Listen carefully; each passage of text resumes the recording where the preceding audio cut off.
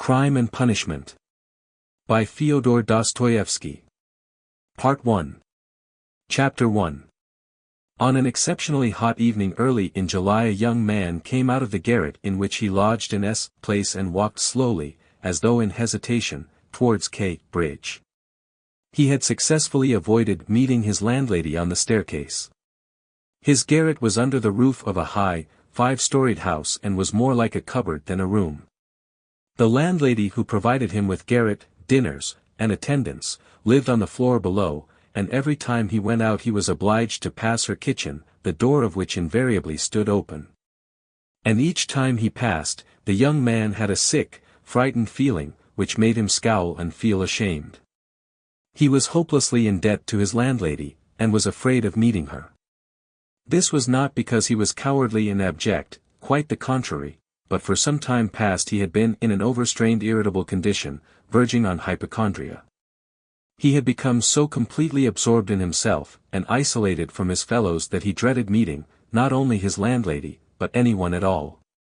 He was crushed by poverty, but the anxieties of his position had of late ceased to weigh upon him.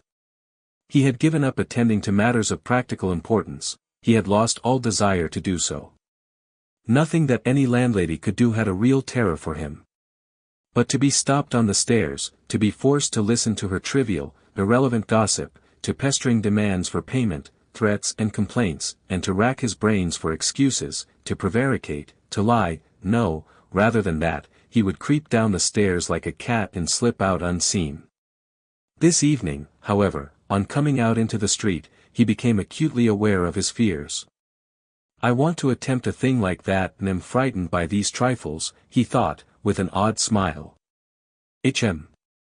Yes, all is in a man's hands and he lets it all slip from cowardice, that's an axiom. It would be interesting to know what it is men are most afraid of. Taking a new step, uttering a new word is what they fear most. But I am talking too much. It's because I chatter that I do nothing. Or perhaps it is that I chatter because I do nothing. I've learned to chatter this last month, lying for days together in my den thinking, of Jack the Giant Killer. Why am I going there now? Am I capable of that? Is that serious? It is not serious at all. It's simply a fantasy to amuse myself, a plaything.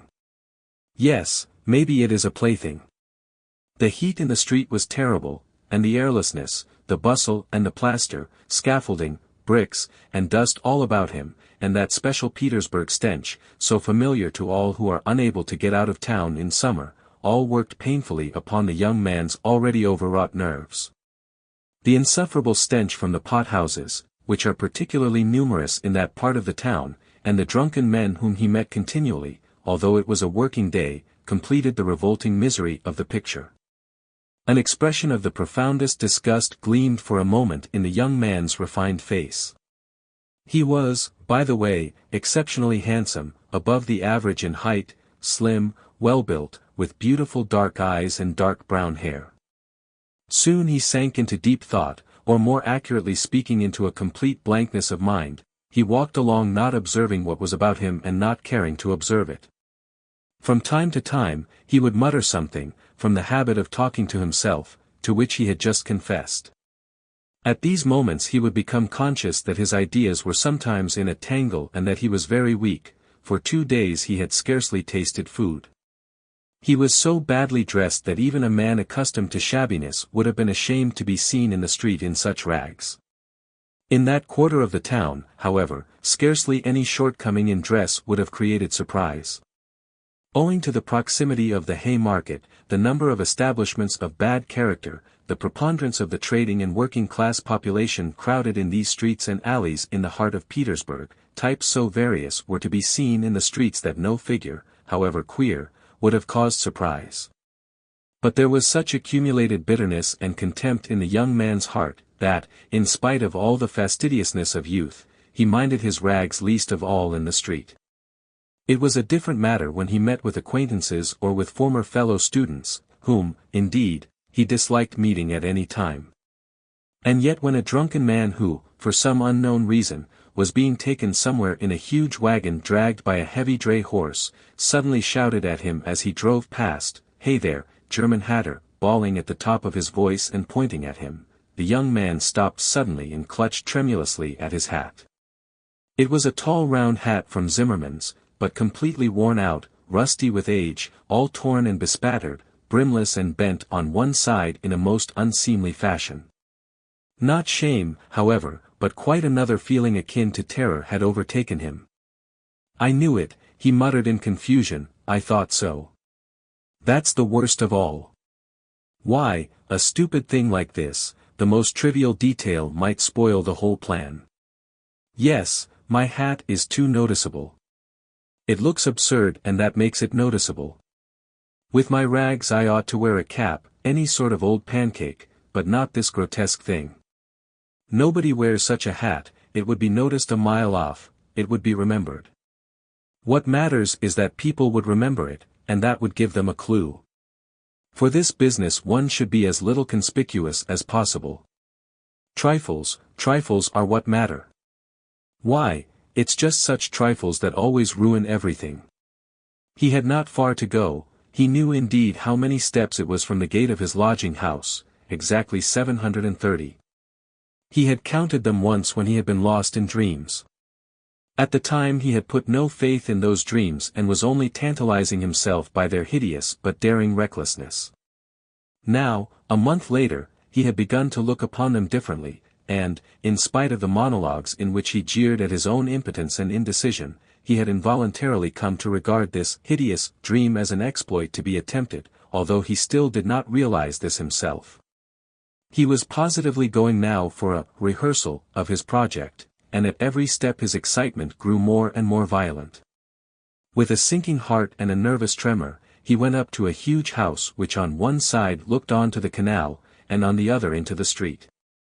This house was let out in tiny tenements and was inhabited by working people of all kinds, tailors, locksmiths, cooks, Germans of sorts, girls picking up a living as best they could, petty clerks, etc. There was a continual coming and going through the two gates and in the two courtyards of the house. 3 or 4 doorkeepers were employed on the building. The young man was very glad to meet none of them, and at once slipped unnoticed through the door on the right, and up the staircase. It was a back staircase, dark and narrow, but he was familiar with it already, and knew his way, and he liked all these surroundings. In such darkness even the most inquisitive eyes were not to be dreaded. "If I am so scared now, what would it be if it somehow came to pass that I were really going to do it?" he could not help asking himself as he reached the 4th story. There his progress was barred by some porters who were engaged in moving furniture out of a flat. He knew that the flat had been occupied by a German clerk in the civil service, and his family. This German was moving out then, and so the 4th floor on this staircase would be untenanted except by the old woman. "That's a good thing anyway," he thought to himself, as he rang the bell of the old woman's flat. The bell gave a faint tinkle as though it were made of tin and not of copper. The little flats in such houses always have bells that ring like that. He had forgotten the note of that bell, and now its peculiar tinkle seemed to remind him of something and to bring it clearly before him. He started, his nerves were terribly overstrained by now. In a little while, the door was opened a tiny crack, the old woman eyed her visitor with evident distrust through the crack, and nothing could be seen but her little eyes, glittering in the darkness. But, seeing a number of people on the landing, she grew bolder, and opened the door wide. The young man stepped into the dark entry, which was partitioned off from the tiny kitchen. The old woman stood facing him in silence and looking inquiringly at him. She was a diminutive, withered-up old woman of 60, with sharp malignant eyes and a sharp little nose. Her colorless, somewhat grizzled hair was thickly smeared with oil, and she wore no kerchief over it.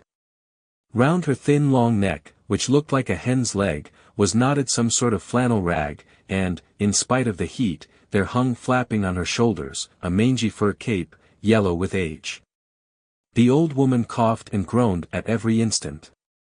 The young man must have looked at her with a rather peculiar expression, for a gleam of mistrust came into her eyes again.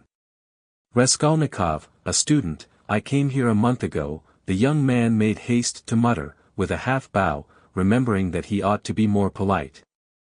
"I remember," "My good sir, I remember quite well your coming here," the old woman said distinctly, still keeping her inquiring eyes on his face. "And here?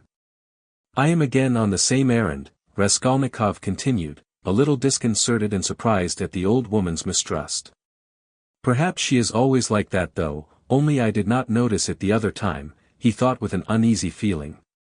The old woman paused, as though hesitating, then stepped on one side, and pointing to the door of the room, she said, letting her visitor pass in front of her. "Step in, my good sir." The little room into which the young man walked, with yellow paper on the walls, geraniums and muslin curtains in the windows, was brightly lighted up at that moment by the setting sun. "So the sun will shine like this then too," flashed as it were by chance through Raskolnikov's mind, and with a rapid glance he scanned everything in the room, trying as far as possible to notice and remember its arrangement. But there was nothing special in the room. The furniture, all very old and of yellow wood, consisted of a sofa with a huge bent wooden back, an oval table in front of the sofa, a dressing table with a looking-glass fixed on it between the windows, chairs along the walls and 2 or 3 halfpenny prints in yellow frames, representing German damsels with birds in their hands. That was all. In the corner a light was burning before a small icon. Everything was very clean, the floor and the furniture were brightly polished, everything shone. Lizaveta's work, thought the young man. There was not a speck of dust to be seen in the whole flat. It's in the houses of spiteful old widows that one finds such cleanliness, Raskolnikov thought again, and he stole a curious glance at the cotton curtain over the door leading into another tiny room, in which stood the old woman's bed and chest of drawers and into which he had never looked before. These 2 rooms made up the whole flat. "What do you want?" the old woman said severely, coming into the room and, as before, standing in front of him so as to look him straight in the face. "I've brought something to pawn here," and he drew out of his pocket an old-fashioned flat silver watch, on the back of which was engraved a globe. The chain was of steel. "But the time is up for your last pledge. The month was up the day before yesterday. I will bring you the interest for another month, wait a little. But that's for me to do as I please, my good sir, to wait or to sell your pledge at once. How much will you give me for the watch, Alyona Ivanovna? You come with such trifles, my good sir, it's scarcely worth anything. I gave you 2 rubles last time for your ring and one could buy it quite new at a jeweller's for 1.5 rubles. Give me 4 rubles for it, I shall redeem it, it was my father's. I shall be getting some money soon. 1.5 rubles, and interest in advance, if you like. 1.5 rubles, cried the young man. Please yourself, and the old woman handed him back the watch. The young man took it, and was so angry that he was on the point of going away, but checked himself at once, remembering that there was nowhere else he could go, and that he had had another object also in coming. Hand it over, he said roughly. The old woman fumbled in her pocket for her keys, and disappeared behind the curtain into the other room. The young man, left standing alone in the middle of the room, listened inquisitively, thinking. He could hear her unlocking the chest of drawers. It must be the top drawer, he reflected. So she carries the keys in a pocket on the right. All in one bunch on a steel ring. And there's one key there, 3 times as big as all the others, with deep notches. That can't be the key of the chest of drawers, then there must be some other chest or strongbox, that's worth knowing. Strongboxes always have keys like that, but how degrading it all is. The old woman came back. Here, sir, as we say 10 kopecks the ruble a month, so I must take 15 kopecks from 1.5 rubles for the month in advance. But for the 2 rubles I lent you before, you owe me now 20 kopecks on the same reckoning in advance. That makes 35 kopecks altogether. So I must give you 1.15 rubles for the watch. Here it is. What? Only 1.15 rubles now. Just so. The young man did not dispute it and took the money. He looked at the old woman, and was in no hurry to get away, as though there was still something he wanted to say or to do, but he did not himself quite know what. I may be bringing you something else in a day or 2, Alyona Ivanovna, a valuable thing, silver, a cigarette box, as soon as I get it back from a friend," he broke off in confusion. "Well, we will talk about it then, sir. Goodbye. Are you always at home alone? Your sister is not here with you?" he asked her as casually as possible as he went out into the passage. "What business is she of yours, my good sir?" "Oh, nothing particular, I simply asked." "You are too quick. Good day, Alyona Ivanovna." Raskolnikov went out in complete confusion. This confusion became more and more intense. As he went down the stairs, he even stopped short, 2 or 3 times, as though suddenly struck by some thought. When he was in the street he cried out, "Oh, God, how loathsome it all is. And can I possibly? No, it's nonsense, it's rubbish," he added resolutely. "And how could such an atrocious thing come into my head? What filthy things my heart is capable of. Yes, filthy above all, disgusting, loathsome, and for a whole month I've been." But no words, no exclamations, could express his agitation. The feeling of intense repulsion, which had begun to oppress and torture his heart while he was on his way to the old woman, had by now reached such a pitch and had taken such a definite form that he did not know what to do with himself to escape from his wretchedness. He walked along the pavement like a drunken man, regardless of the passers-by, and jostling against them, and only came to his senses when he was in the next street. Looking round, he noticed that he was standing close to a tavern which was entered by steps leading from the pavement to the basement. At that instant 2 drunken men came out at the door, and abusing and supporting one another, they mounted the steps. Without stopping to think, Raskolnikov went down the steps at once. Till that moment he had never been into a tavern, but now he felt giddy and was tormented by a burning thirst. He longed for a drink of cold beer, and attributed his sudden weakness to the want of food. He sat down at a sticky little table in a dark and dirty corner, ordered some beer, and eagerly drank off the first glassful. At once he felt easier, and his thoughts became clear.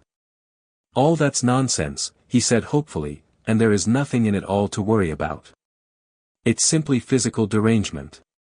Just a glass of beer, a piece of dry bread, and in one moment the brain is stronger, the mind is clearer and the will is firm. Phew, how utterly petty it all is." But in spite of this scornful reflection, he was by now looking cheerful as though he were suddenly set free from a terrible burden, and he gazed round in a friendly way at the people in the room. But even at that moment he had a dim foreboding that this happier frame of mind was also not normal. There were few people at the time in the tavern. Besides the 2 drunken men he had met on the steps, a group consisting of about 5 men and a girl with a concertina had gone out at the same time. Their departure left the room quiet and rather empty. The persons still in the tavern were a man who appeared to be an artisan, drunk, but not extremely so, sitting before a pot of beer, and his companion, a huge, stout man with a grey beard, in a short full-skirted coat. He was very drunk, and had dropped asleep on the bench. Every now and then, he began as though in his sleep, cracking his fingers, with his arms wide apart and the upper part of his body bounding about on the bench, while he hummed some meaningless refrain, trying to recall some such lines as these. His wife a year he fondly loved. His wife a year he fondly loved. Or suddenly waking up again. Walking along the crowded row. He met the one he used to know. But no one shared his enjoyment. His silent companion looked with positive hostility and mistrust at all these manifestations. There was another man in the room who looked somewhat like a retired government clerk. He was sitting apart, now and then sipping from his pot and looking round at the company. He, too, appeared to be in some agitation. Chapter 2. Raskolnikov was not used to crowds, and, as we said before, he avoided society of every sort, more especially of late. But now all at once he felt a desire to be with other people. Something new seemed to be taking place within him, and with it he felt a sort of thirst for company. He was so weary after a whole month of concentrated wretchedness and gloomy excitement that he longed to rest, if only for a moment, in some other world, whatever it might be, and, in spite of the filthiness of the surroundings, he was glad now to stay in the tavern. The master of the establishment was in another room, but he frequently came down some steps into the main room, his jaunty, tarred boots with red turnover tops coming into view each time before the rest of his person. He wore a full coat and a horribly greasy black satin waistcoat, with no cravat, and his whole face seemed smeared with oil like an iron lock. At the counter stood a boy of about 14, and there was another boy somewhat younger who handed whatever was wanted. On the counter lay some sliced cucumber, some pieces of dried black bread, and some fish, chopped up small, all smelling very bad. It was insufferably close, and so heavy with the fumes of spirits that 5 minutes in such an atmosphere might well make a man drunk. There are chance meetings with strangers that interest us from the first moment, before a word is spoken. Such was the impression made on Raskolnikov by the person sitting a little distance from him, who looked like a retired clerk. The young man often recalled this impression afterwards, and even ascribed it to presentiment. He looked repeatedly at the clerk, partly no doubt because the latter was staring persistently at him, obviously anxious to enter into conversation. At the other persons in the room, including the tavern keeper, the clerk looked as though he were used to their company, and weary of it, showing a shade of condescending contempt for them as persons of station and culture inferior to his own, with whom it would be useless for him to converse. He was a man over 50, bald and grizzled, of medium height, and stoutly built. His face, bloated from continual drinking, was of a yellow, even greenish, tinge, with swollen eyelids out of which keen reddish eyes gleamed like little chinks. But there was something very strange in him. There was a light in his eyes as though of intense feeling, perhaps there were even thought and intelligence, but at the same time there was a gleam of something like madness. He was wearing an old and hopelessly ragged black dress coat, with all its buttons missing except one, and that one he had buttoned, evidently clinging to this last trace of respectability. A crumpled shirt front, covered with spots and stains, protruded from his canvas waistcoat. Like a clerk, he wore no beard, nor mustache, but had been so long unshaven that his chin looked like a stiff grayish brush. And there was something respectable and like an official about his manner too. But he was restless. He ruffled up his hair and from time to time let his head drop into his hands, dejectedly resting his ragged elbows on the stained and sticky table. At last he looked straight at Raskolnikov, and said loudly and resolutely, "May I venture, honored sir, to engage you in polite conversation? Forasmuch as, though your exterior would not command respect, my experience admonishes me that you are a man of education and not accustomed to drinking. I have always respected education when in conjunction with genuine sentiments, and I am besides a titular counselor in rank.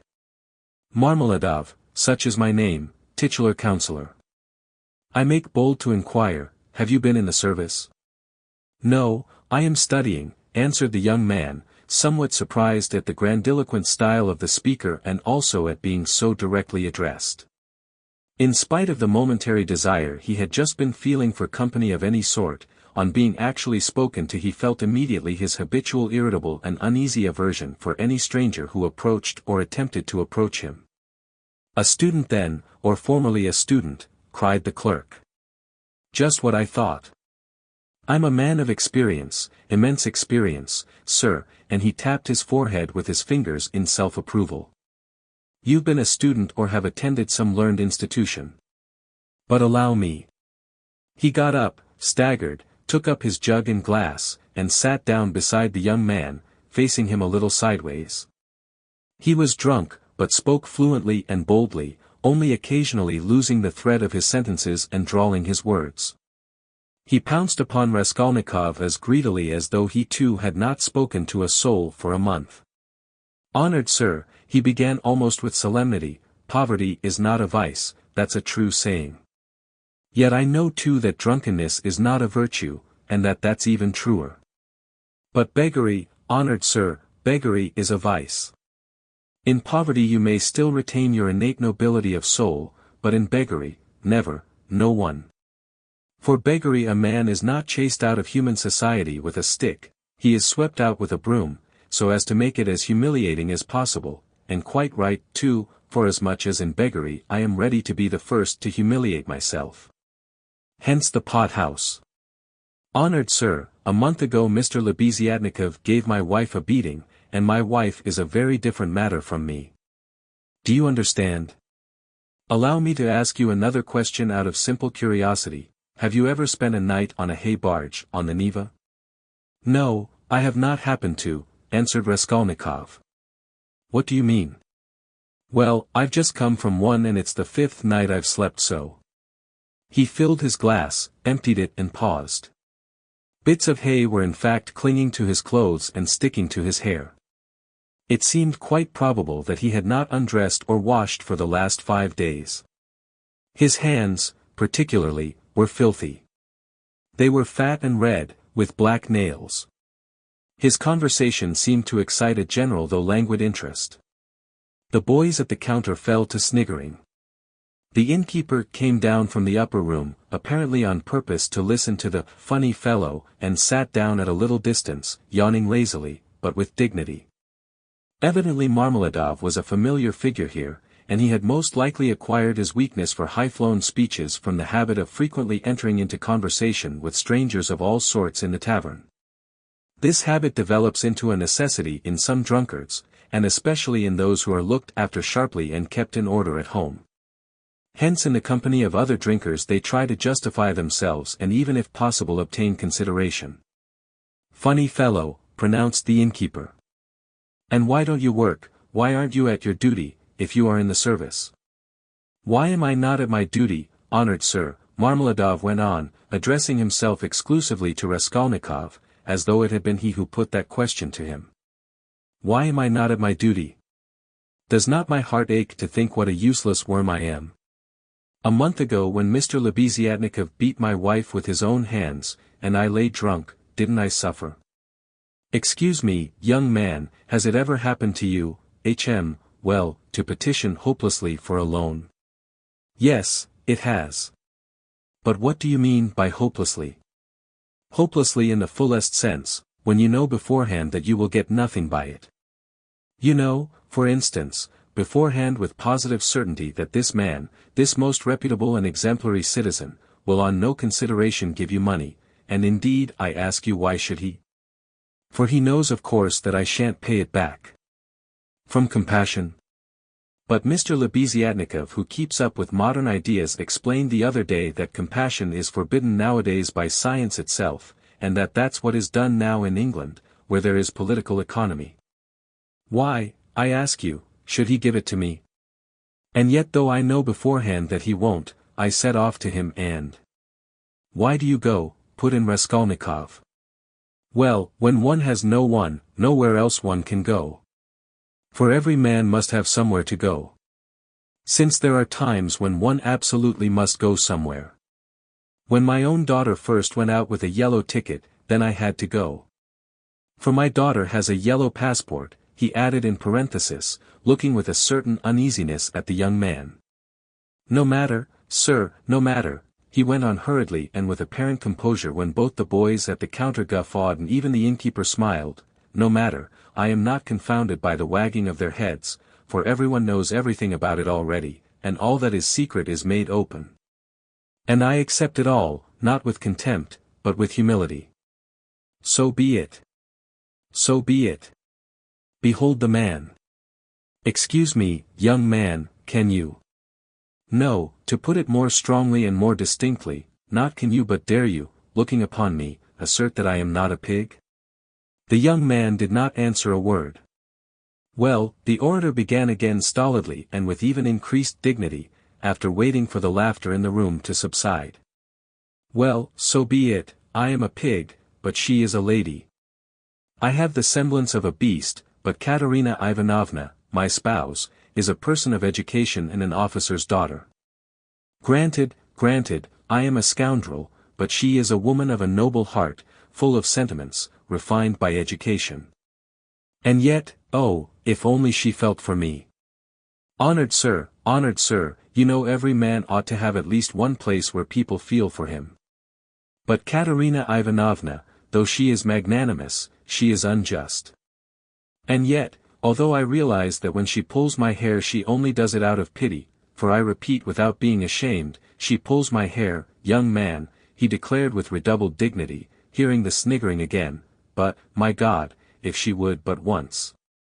But no, no. It's all in vain and it's no use talking. No use talking. For more than once, my wish did come true and more than once she has felt for me but, such is my fate and I am a beast by nature. Rather, assented the innkeeper yawning. Marmeladov struck his fist resolutely on the table. Such is my fate. Do you know, sir, do you know, I have sold her very stockings for drink? Not her shoes, that would be more or less in the order of things, but her stockings I have sold for drink. Her mohair shawl I sold for drink, a present to her long ago, her own property, not mine, and we live in a cold room and she caught cold this winter and has begun coughing and spitting blood too. We have 3 little children and Katerina Ivanovna is at work from morning till night, she is scrubbing and cleaning and washing the children, for she's been used to cleanliness from a child. But her chest is weak and she has a tendency to consumption and I feel it. Do you suppose I don't feel it? And the more I drink the more I feel it. That's why I drink too. I try to find sympathy and feeling in drink. I drink so that I may suffer twice as much. And as though in despair he laid his head down on the table. Young man, he went on, raising his head again, in your face I seem to read some trouble of mind. When you came in I read it, and that was why I addressed you at once. For in unfolding to you the story of my life, I do not wish to make myself a laughingstock before these idle listeners, who indeed know all about it already, but I am looking for a man of feeling and education. Know then that my wife was educated in a high-class school for the daughters of noblemen, and on leaving she danced the shawl dance before the governor and other personages for which she was presented with a gold medal and a certificate of merit. The medal, well, the medal of course was sold, long ago, but the certificate of merit is in her trunk still and not long ago she showed it to our landlady. And although she is most continually on bad terms with the landlady, yet she wanted to tell someone or other of her past honors and of the happy days that are gone. I don't condemn her for it, I don't blame her, for the one thing left her is recollection of the past, and all the rest is dust and ashes. Yes, yes, she is a lady of spirit, proud and determined. She scrubs the floors herself and has nothing but black bread to eat, but won't allow herself to be treated with disrespect. That's why she would not overlook Mr. Lebeziatnikov's rudeness to her, and so when he gave her a beating for it, she took to her bed more from the hurt to her feelings than from the blows. She was a widow when I married her, with 3 children, one smaller than the other. She married her first husband, an infantry officer, for love, and ran away with him from her father's house. She was exceedingly fond of her husband, but he gave way to cards, got into trouble and with that he died. He used to beat her at the end, and although she paid him back, of which I have authentic documentary evidence, to this day she speaks of him with tears and she throws him up to me, and I am glad that, though only in imagination, she should think of herself as having once been happy. And she was left at his death with 3 children in a wild and remote district where I happened to be at the time, and she was left in such hopeless poverty that, although I have seen many ups and downs of all sort, I don't feel equal to describing it even. Her relations had all thrown her off. And she was proud, too, excessively proud. And then, honored sir, and then, being at the time a widower, with a daughter of 14 left me by my first wife, offered her my hand, for I could not bear the sight of such suffering. You can judge the extremity of her calamities, that she, a woman of education and culture and distinguished family, should have consented to be my wife. But she did. Weeping and sobbing and wringing her hands, she married me. For she had nowhere to turn. Do you understand, sir, do you understand what it means when you have absolutely nowhere to turn? No, that you don't understand yet. And for a whole year, I performed my duties conscientiously and faithfully, and did not touch this, he tapped the jug with his finger, for I have feelings. But even so, I could not please her, and then I lost my place too, and that through no fault of mine but through changes in the office, and then I did touch it. It will be a year and a half ago soon since we found ourselves at last after many wanderings and numerous calamities in this magnificent capital, adorned with innumerable monuments. Here I obtained a situation. I obtained it and I lost it again. Do you understand? This time it was through my own fault I lost it, for my weakness had come out. We have now part of a room at Amalia Fyodorovna Lipovexel's, and what we live upon and what we pay our rent with, I could not say. There are a lot of people living there besides ourselves. Dirt and disorder, a perfect bedlam, yes. And meanwhile my daughter by my first wife has grown up, and what my daughter has had to put up with from her stepmother whilst she was growing up, I won't speak of. For, though Katerina Ivanovna is full of generous feelings, she is a spirited lady, irritable and short-tempered. Yes. But it's no use going over that. Sonia, as you may well fancy, has had no education. I did make an effort 4 years ago to give her a course of geography and universal history, but as I was not very well up in those subjects myself and we had no suitable books, and what books we had, anyway we have not even those now, so all our instruction came to an end. We stopped at Cyrus of Persia.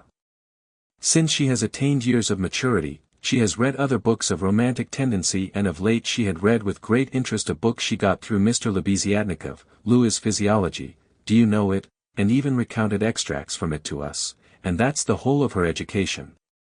And now may I venture to address you, honored sir, on my own account with a private question. Do you suppose that a respectable poor girl can earn much by honest work? Not 15 farthings a day can she earn, if she is respectable and has no special talent and that without putting her work down for an instant. And what's more, Ivan Ivanitch Klopstock the civil councillor, have you heard of him, has not to this day paid her for the half-dozen linen shirts she made him and drove her roughly away, stamping and reviling her, on the pretext that the shirt collars were not made like the pattern and were put in askew. And there are the little ones hungry. And Katerina Ivanovna walking up and down and wringing her hands, her cheeks flushed red, as they always are in that disease. Here you live with us, says she, you eat and drink and are kept warm and you do nothing to help. And much she gets to eat and drink when there is not a crust for the little ones for 3 days. I was lying at the time, well, what of it? I was lying drunk and I heard my Sonia speaking. She is a gentle creature with a soft little voice, fair hair and such a pale, thin little face. She said, Katerina Ivanovna, am I really to do a thing like that? And Darya Frantsovna, a woman of evil character and very well known to the police, had 2 or 3 times tried to get at her through the landlady. And why not, said Katerina Ivanovna with a jeer, you are something mighty precious to be so careful of. But don't blame her, honored sir, don't blame her. She was not herself when she spoke, but driven to distraction by her illness and the crying of the hungry children, and it was said more to wound her than anything else. For that's Katerina Ivanovna's character, and when children cry, even from hunger, she falls to beating them at once. At 6 o'clock I saw Sonia get up, put on her kerchief and her cape, and go out of the room and about 9 o'clock she came back. She walked straight up to Katerina Ivanovna and she laid 30 rubles on the table before her in silence.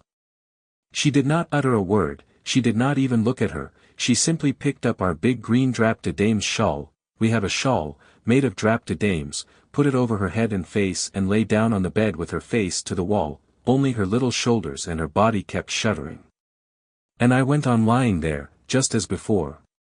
And then I saw, young man, I saw Katerina Ivanovna, in the same silence go up to Sonia's little bed, she was on her knees all the evening kissing Sonia's feet, and would not get up, and then they both fell asleep in each other's arms, together, yes, and I, lay drunk.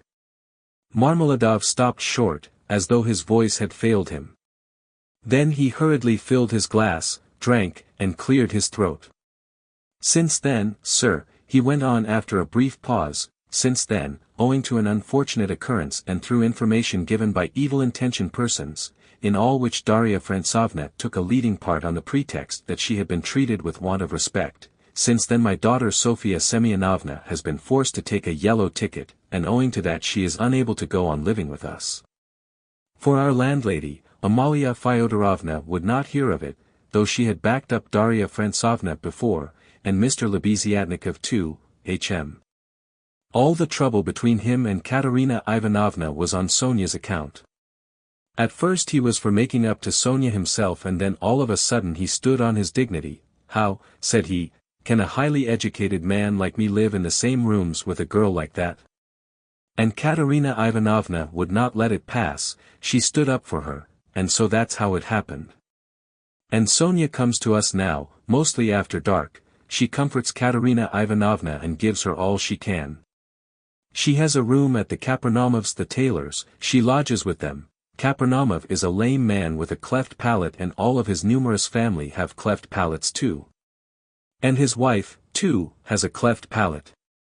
They all live in one room, but Sonia has her own, partitioned off. Hm. Yes, very poor people and all with cleft palates, yes. Then I got up in the morning, and put on my rags, lifted up my hands to heaven and set off to His Excellency Ivan Afanasievich. His Excellency Ivan Afanasievich, do you know him? No. Well, then, it's a man of God you don't know. He is wax before the face of the Lord, even as wax melteth. His eyes were dim when he heard my story. Marmeladov, once already you have deceived my expectations. I'll take you once more on my own responsibility, that's what he said, remember, he said, and now you can go. I kissed the dust at his feet, in thought only, for in reality he would not have allowed me to do it, being a statesman and a man of modern political and enlightened ideas. I returned home, and when I announced that I'd been taken back into the service and should receive a salary, heavens, what a to-do there was. Marmeladov stopped again in violent excitement. At that moment a whole party of revellers already drunk came in from the street, and the sounds of a hired concertina and the cracked piping voice of a child of 7 singing the Hamlet were heard in the entry. The room was filled with noise. The tavern keeper and the boys were busy with the newcomers. Marmeladov, paying no attention to the new arrivals, continued his story. He appeared by now to be extremely weak, but as he became more and more drunk, he became more and more talkative. The recollection of his recent success in getting the situation seemed to revive him, and was positively reflected in a sort of radiance on his face. Raskolnikov listened attentively. That was 5 weeks ago, sir. Yes. As soon as Katerina Ivanovna and Sonia heard of it, mercy on us, it was as though I stepped into the kingdom of heaven. It used to be, you can lie like a beast, nothing but abuse. Now they were walking on tiptoe, hushing the children. Semyon Zaharovich is tired with his work at the office, he is resting, shoo. They made me coffee before I went to work and boiled cream for me. They began to get real cream for me, do you hear that? And how they managed to get together the money for a decent outfit, 11 rubles, 50 kopecks, I can't guess. Boots, cotton shirt fronts, most magnificent, a uniform, they got up all in splendid style, for 11 rubles and a half. The first morning I came back from the office I found Katerina Ivanovna had cooked 2 courses for dinner, soup and salt meat with horse radish, which we had never dreamed of till then. She had not any dresses, none at all, but she got herself up as though she were going on a visit, and not that she'd anything to do it with, she smartened herself up with nothing at all, she'd done her hair nicely, put on a clean collar of some sort, cuffs, and there she was, quite a different person, she was younger and better looking. Sonia, my little darling, had only helped with money for the time, she said, it won't do for me to come and see you too often. After dark maybe when no one can see. Do you hear? Do you hear? I lay down for a nap after dinner, and what do you think, though Katerina Ivanovna had quarreled to the last degree with our landlady Amalia Fyodorovna only a week before, she could not resist then asking her in to coffee. For 2 hours they were sitting, whispering together. Semyon Zaharovich is in the service again, now, and receiving a salary, says she, and he went himself to His Excellency, and His Excellency himself came out to him, made all the others wait and led Semyon Zaharovitch by the hand before everybody into his study. "Do you hear, do you hear? To be sure," says he, "Semyon Zaharovitch, remembering your past services," says he, "and in spite of your propensity to that foolish weakness, since you promise now and since moreover we've got on badly without you, do you hear winky face? And so," says he, "I rely now on your word as a gentleman. And all that, let me tell you, she has simply made up for herself, and not simply out of wantonness, for the sake of bragging, no, she believes it all herself, she amuses herself with her own fancies, upon my word she does. And I don't blame her for it, no, I don't blame her.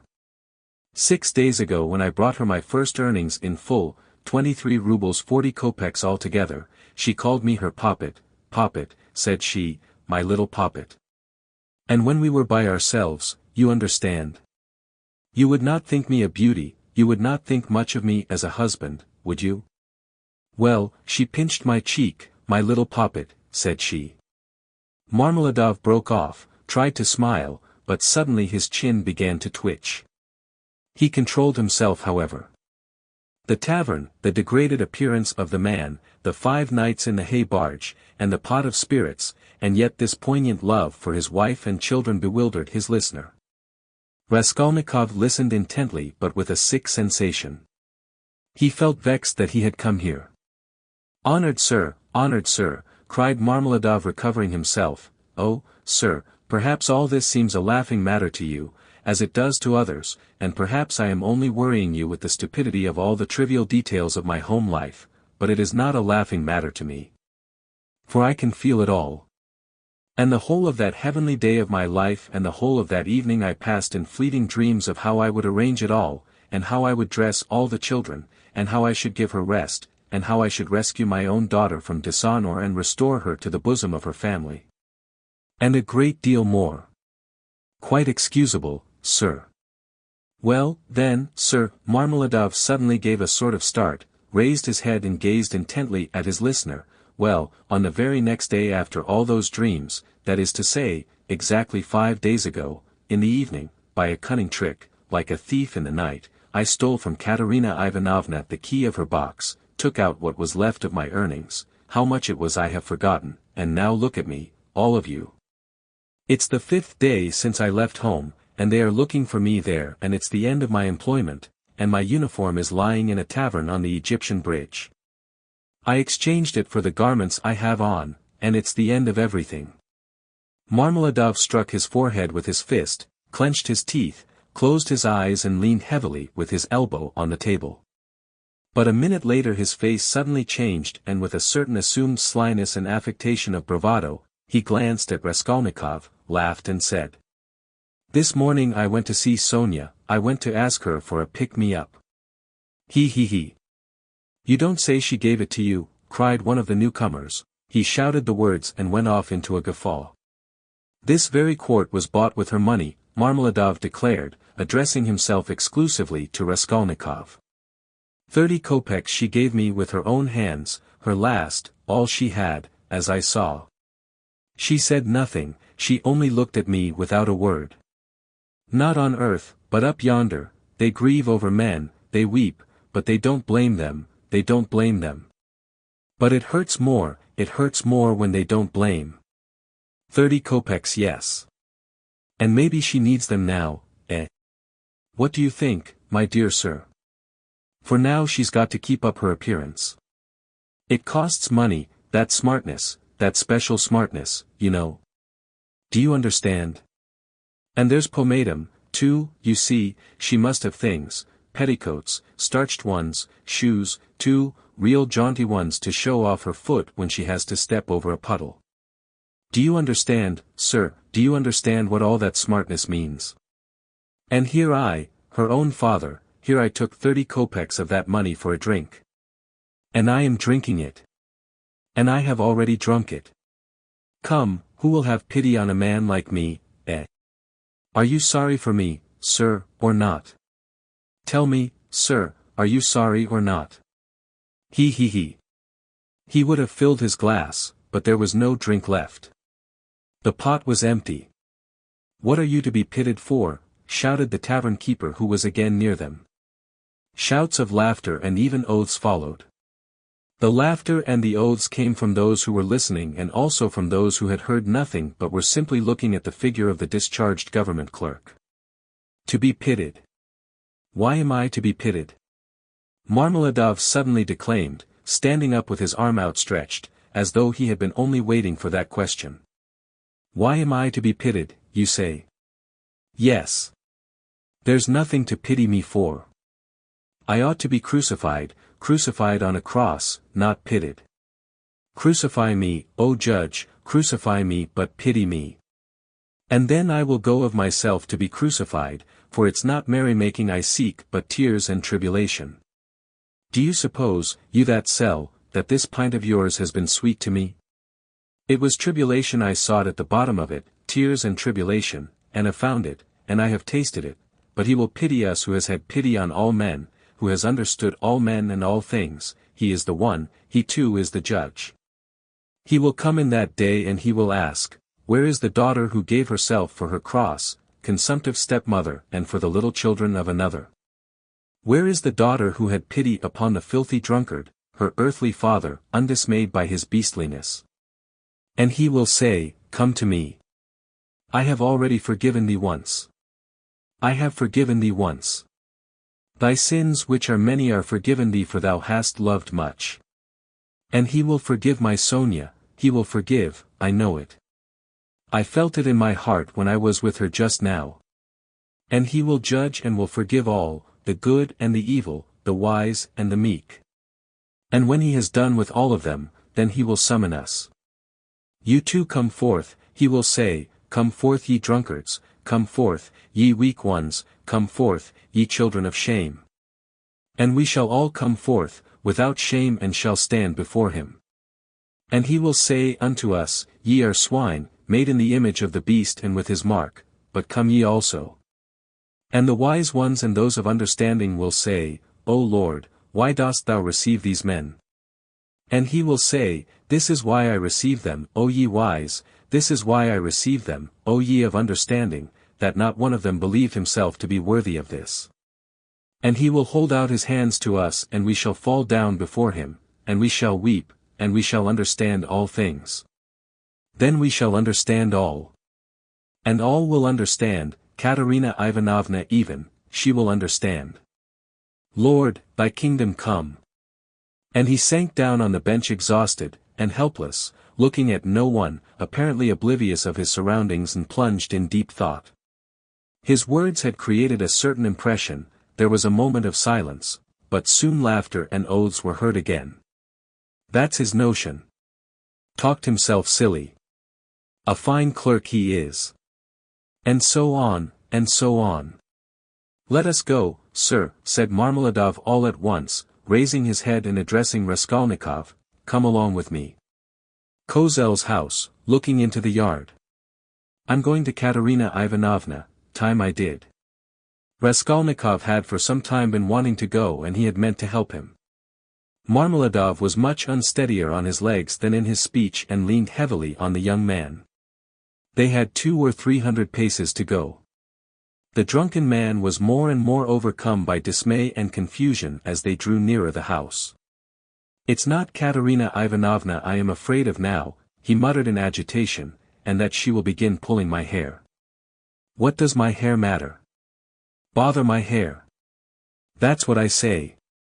Indeed it will be better if she does begin pulling it, that's not what I am afraid of, it's her eyes I am afraid of, yes, her eyes, the red on her cheeks, too, frightens me, and her breathing too. Have you noticed how people in that disease breathe, when they are excited? I am frightened of the children's crying, too. For if Sonia has not taken them food. I don't know what's happened. I don't know. But blows I am not afraid of. No, sir, that such blows are not a pain to me, but even an enjoyment. In fact I can't get on without it. It's better so. Let her strike me, it relieves her heart, it's better so. There is the house. The house of Kozel, the cabinet maker, a German, well-to-do. Lead the way. They went in from the yard and up to the 4th story. The staircase got darker and darker as they went up. It was nearly 11 o'clock, and although in summer in Petersburg there is no real night, yet it was quite dark at the top of the stairs. A grimy little door at the very top of the stairs stood ajar. A very poor-looking room about 10 paces long was lighted up by a candle, and the whole of it was visible from the entrance. It was all in disorder, littered up with rags of all sorts, especially children's garments. Across the furthest corner was stretched a ragged sheet. Behind it probably was the bed. There was nothing in the room except 2 chairs and a sofa covered with American leather, full of holes, before which stood an old deal kitchen table, unpainted and uncovered. At the edge of the table stood a smoldering tallow candle in an iron candlestick. It appeared that the family had a room to themselves, not part of a room, but their room was practically a passage. The door leading to the other rooms, or rather cupboards, into which Amalia Lipovexel's flat was divided stood half open, and there was shouting, uproar and laughter within. People seemed to be playing cards and drinking tea there. Words of the most unceremonious kind flew out from time to time. Raskolnikov recognized Katerina Ivanovna at once.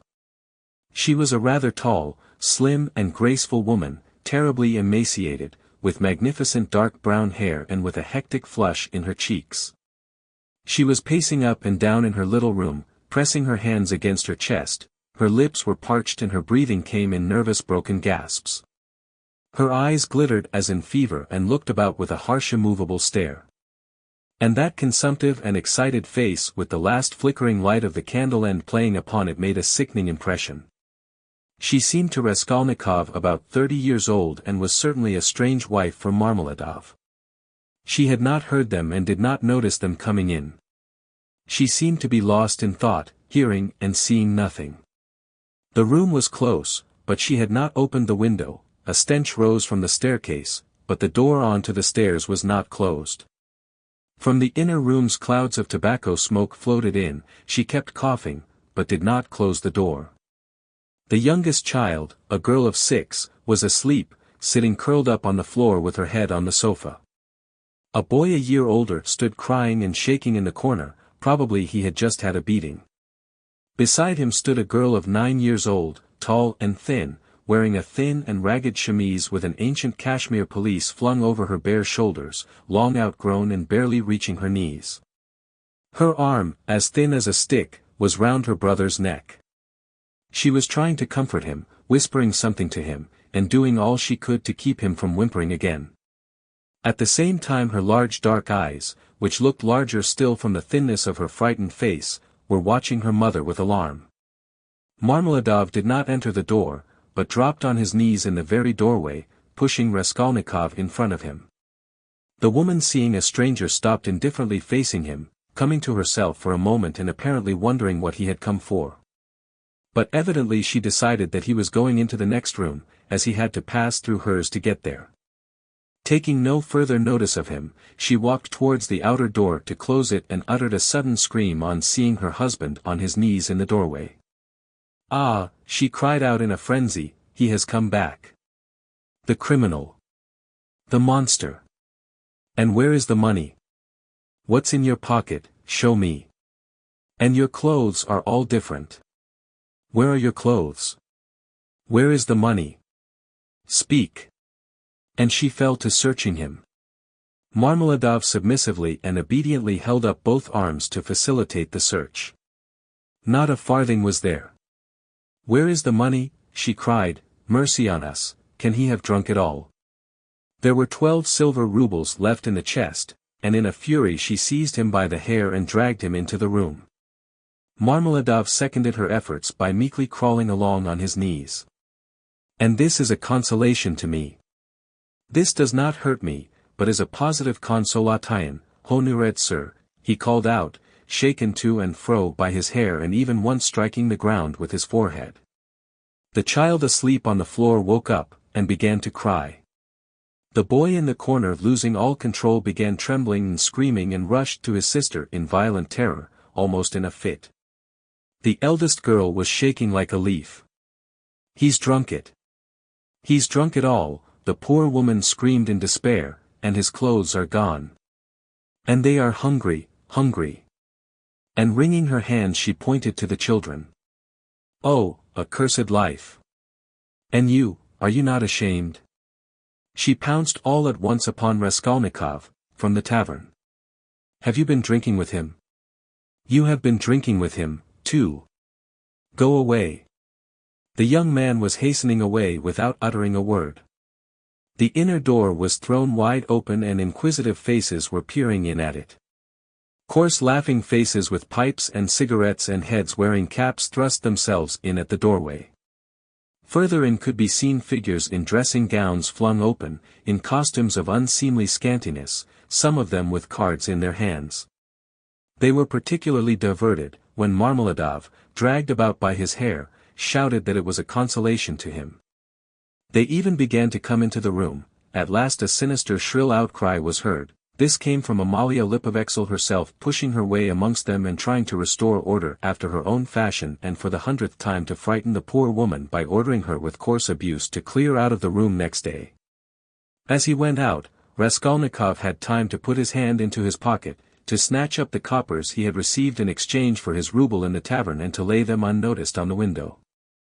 Afterwards on the stairs, he changed his mind and would have gone back. What a stupid thing I've done, he thought to himself, they have Sonia and I want it myself.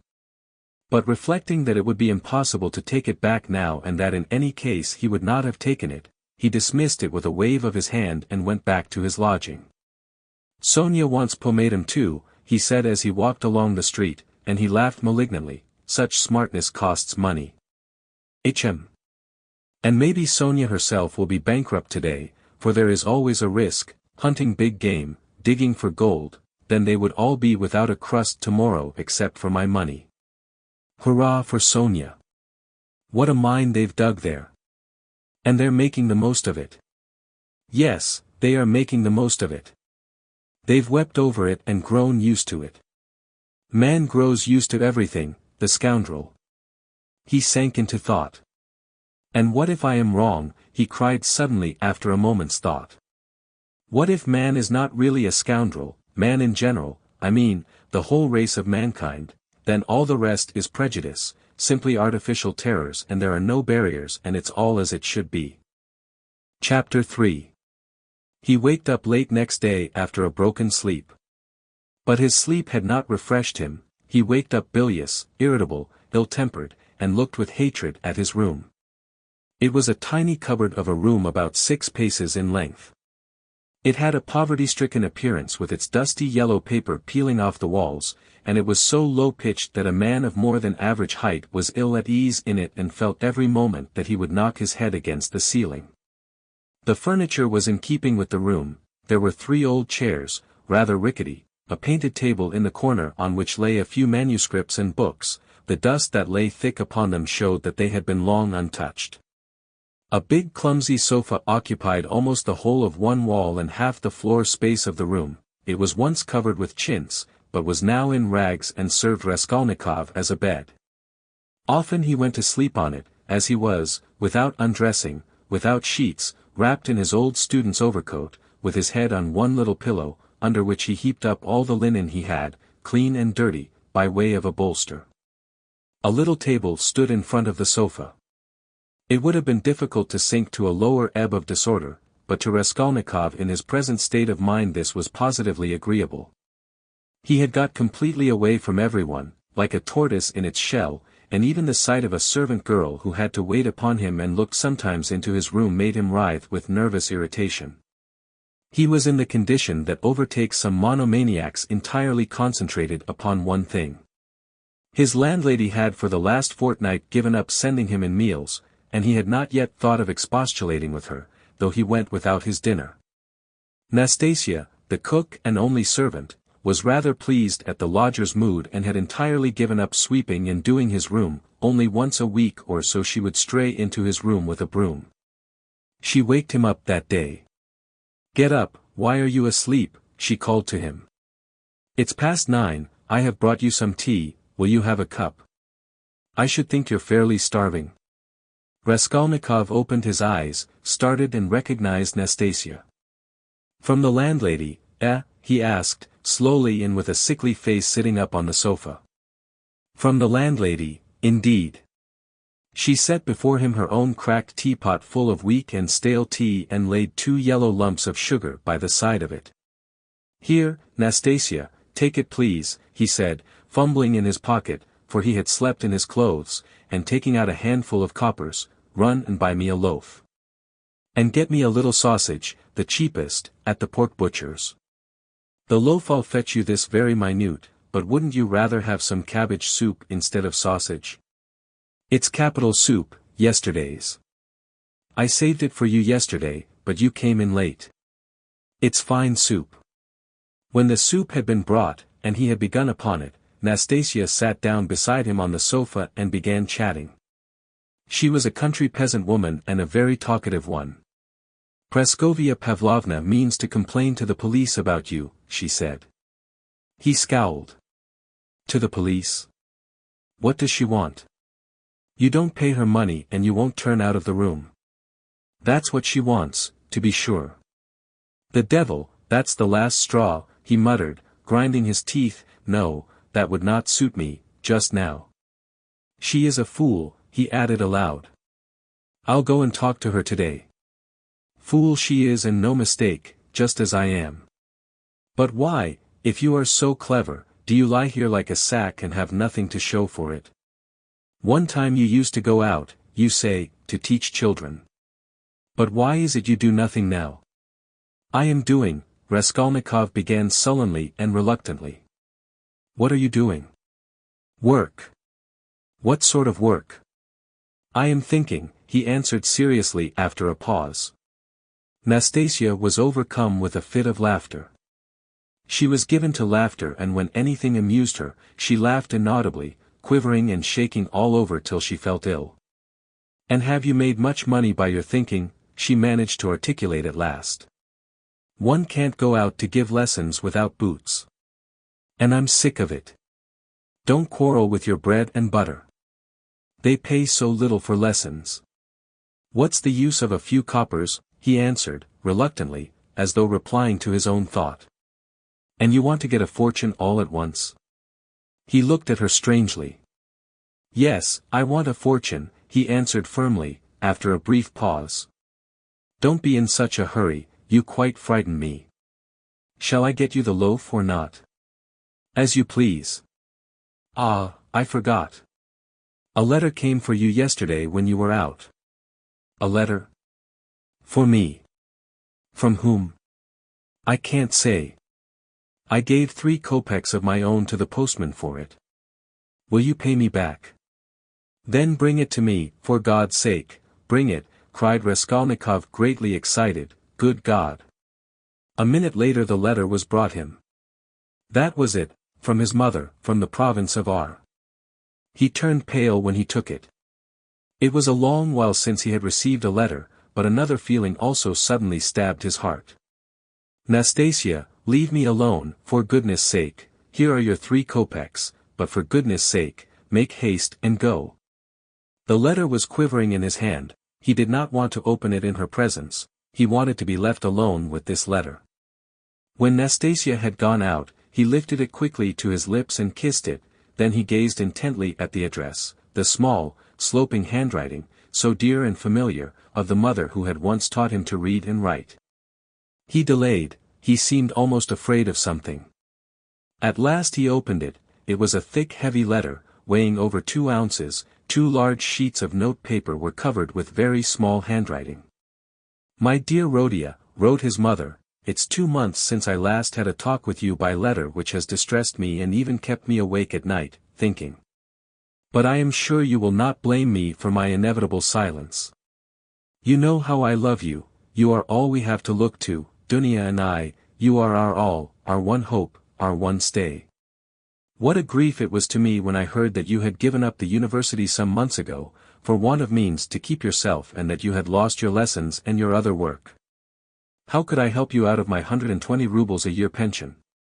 The 15 rubles I sent you 4 months ago I borrowed, as you know, on security of my pension, from Vasily Ivanovitch Varishin, a merchant of this town.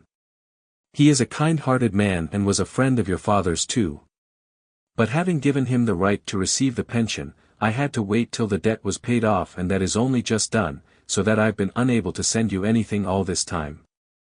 But now, thank God, I believe I shall be able to send you something more, and in fact we may congratulate ourselves on our good fortune now, of which I hasten to inform you.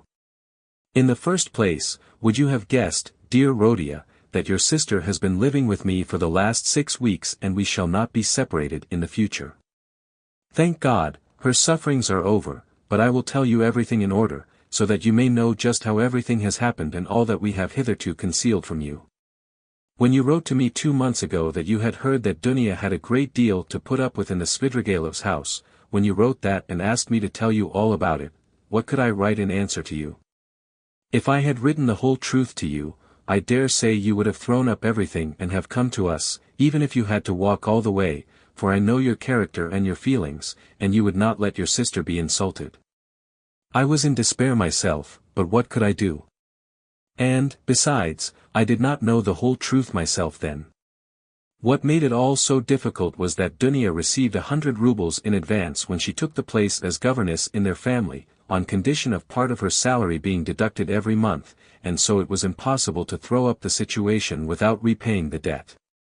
This sum, now I can explain it all to you, my precious Rhodia, she took chiefly in order to send you 60 rubles, which you needed so terribly then and which you received from us last year. We deceived you then, writing that this money came from Dunya's savings, but that was not so, and now I tell you all about it, because, thank God, things have suddenly changed for the better, and that you may know how Dunya loves you and what a heart she has. At first indeed Mr. Svidrigaïlov treated her very rudely and used to make disrespectful and jeering remarks at table. But I don't want to go into all those painful details, so as not to worry you for nothing when it is now all over. In short, in spite of the kind and generous behavior of Marfa Petrovna, Mr. Svidrigaïlov's wife, and all the rest of the household, Dunya had a very hard time, especially when Mr. Svidrigaïlov, relapsing into his old regimental habits, was under the influence of Bacchus. And how do you think it was all explained later on? Would you believe that the crazy fellow had conceived a passion for Dunya from the beginning, but had concealed it under a show of rudeness and contempt? Possibly he was ashamed and horrified himself at his own flighty hopes, considering his years and his being the father of a family, and that made him angry with Dunya. And possibly, too, he hoped by his rude and sneering behavior to hide the truth from others. But at last he lost all control and had the face to make Dunya an open and shameful proposal, promising her all sorts of inducements and offering, besides, to throw up everything and take her to another estate of his, or even abroad. You can imagine all she went through. To leave her situation at once was impossible, not only on account of the money debt, but also to spare the feelings of Marfa Petrovna, whose suspicions would have been aroused, and then Dunya would have been the cause of a rupture in the family. And it would have meant a terrible scandal for Dunya too, that would have been inevitable. There were various other reasons owing to which Dunya could not hope to escape from that awful house for another 6 weeks. You know Dunya, of course, you know how clever she is and what a strong will she has. Dunya can endure a great deal, and even in the most difficult cases she has the fortitude to maintain her firmness. She did not even write to me about everything for fear of upsetting me, although we were constantly in communication. It all ended very unexpectedly. Marfa Petrovna accidentally overheard her husband imploring Dunya in the garden, and, putting quite a wrong interpretation on the position, threw the blame upon her, believing her to be the cause of it all. An awful scene took place between them on the spot in the garden. Marfa Petrovna went so far as to strike Dunya, refused to hear anything and was shouting at her for a whole hour, and then gave orders that Dunya should be packed off at once to me in a plain peasant's cart, into which they flung all her things, her linen and her clothes, all pell-mell, without folding it up and packing it. And a heavy shower of rain came on, too, and Dunya, insulted and put to shame, had to drive with a peasant in an open cart all the 17 versts into town. Only think now, what answer could I have sent to the letter I received from you 2 months ago, and what could I have written? I was in despair. I dared not write to you the truth because you would have been very unhappy, mortified and indignant, and yet what could you do? You could only perhaps ruin yourself, and, besides, Dunya would not allow it, and fill up my letter with trifles when my heart was so full of sorrow, I could not. For a whole month the town was full of gossip about this scandal, and it came to such a pass that Dunya and I dared not even go to church on account of the contemptuous looks, whispers, and even remarks made aloud about us. All our acquaintances avoided us, nobody even bowed to us in the street, and I learnt that some shopmen and clerks were intending to insult us in a shameful way, smearing the gates of our house with pitch, so that the landlord began to tell us we must leave. All this was set going by Marfa Petrovna, who managed to slander Dunya and throw dirt at her in every family. She knows everyone in the neighborhood, and that month she was continually coming into the town, and as she is rather talkative and fond of gossiping about her family affairs and particularly of complaining to all and each of her husband, which is not at all right, so in a short time she had spread her story not only in the town, but over the whole surrounding district. It made me ill, but Dunya bore it better than I did, and if only you could have seen how she endured it all and tried to comfort me and cheer me up. She is an angel. But by God's mercy, our sufferings were cut short. Mr. Svidrigailov returned to his senses and repented and, probably feeling sorry for Dunya, he laid before Marfa Petrovna a complete and unmistakable proof of Dunya's innocence, in the form of a letter Dunya had been forced to write and give to him, before Marfa Petrovna came upon them in the garden. This letter, which remained in Mr. Svidrigailov's hands after her departure, she had written to refuse personal explanations and secret interviews, for which he was entreating her. In that letter she reproached him with great heat and indignation for the baseness of his behavior in regard to Marfa Petrovna, reminding him that he was the father and head of a family and telling him how infamous it was of him to torment and make unhappy a defenseless girl, unhappy enough already. Indeed, dear Rhodia, the letter was so nobly and touchingly written that I sobbed when I read it, and to this day I cannot read it without tears. Moreover, the evidence of the servants, too, cleared Dunya's reputation. They had seen and known a great deal more than Mr. Svidrigailov had himself supposed, as indeed is always the case with servants. Marfa Petrovna was completely taken aback, and again crushed, as she said herself to us, but she was completely convinced of Dunya's innocence. The very next day, being Sunday, she went straight to the cathedral, knelt down and prayed with tears to Our Lady to give her strength to bear this new trial and to do her duty. Then she came straight from the cathedral to us, told us the whole story, wept bitterly and, fully penitent, she embraced Dunya and besought her to forgive her. The same morning without any delay, she went round to all the houses in the town and everywhere, shedding tears, she asserted in the most flattering terms Dunya's innocence and the nobility of her feelings and her behavior. What was more, she showed and read to everyone the letter in Dunya's own handwriting to Mr. Svidrigailov and even allowed them to take copies of it, which I must say I think was superfluous. In this way she was busy for several days in driving about the whole town, because some people had taken offense through precedence having been given to others. And therefore they had to take turns, so that in every house she was expected before she arrived, and everyone knew that on such and such a day Marfa Petrovna would be reading the letter in such and such a place, and people assembled for every reading of it, even many who had heard it several times already both in their own houses and in other people's. In my opinion a very great deal of all this was unnecessary, but that's Marfa Petrovna's character. Anyway, she succeeded in completely re-establishing Dunya's reputation, and the whole ignominy of this affair rested as an indelible disgrace upon her husband, as the only person to blame, so that I really began to feel sorry for him. It was really treating the crazy fellow too harshly. Dunya was at once asked to give lessons in several families, but she refused. All of a sudden everyone began to treat her with marked respect, and all this did much to bring about the event by which, one may say, our whole fortunes are now transformed. You must know, dear Rhodia, that Dunya has a suitor and that she has already consented to marry him. I hasten to tell you all about the matter, and though it has been arranged without asking your consent, I think you will not be aggrieved with me or with your sister on that account, for you will see that we could not wait and put off our decision till we heard from you. And you could not have judged all the facts without being on the spot. This was how it happened. He is already of the rank of a councillor, Pyotr Petrovitch Luzin, and is distantly related to Marfa Petrovna, who has been very active in bringing the match about. It began with his expressing through her his desire to make our acquaintance. He was properly received, drank coffee with us, and the very next day he sent us a letter in which he very courteously made an offer and begged for a speedy and decided answer. He is a very busy man and is in a great hurry to get to Petersburg, so that every moment is precious to him. At first, of course, we were greatly surprised, as it had all happened so quickly and unexpectedly. We thought and talked it over the whole day. He is a well-to-do man, to be depended upon. He has 2 posts in the government and has already made his fortune. It is true that he is 45 years old, but he is of a fairly prepossessing appearance and might still be thought attractive by women, and he is altogether a very respectable and presentable man, only he seems a little morose and somewhat conceited. But possibly that may only be the impression he makes at first sight.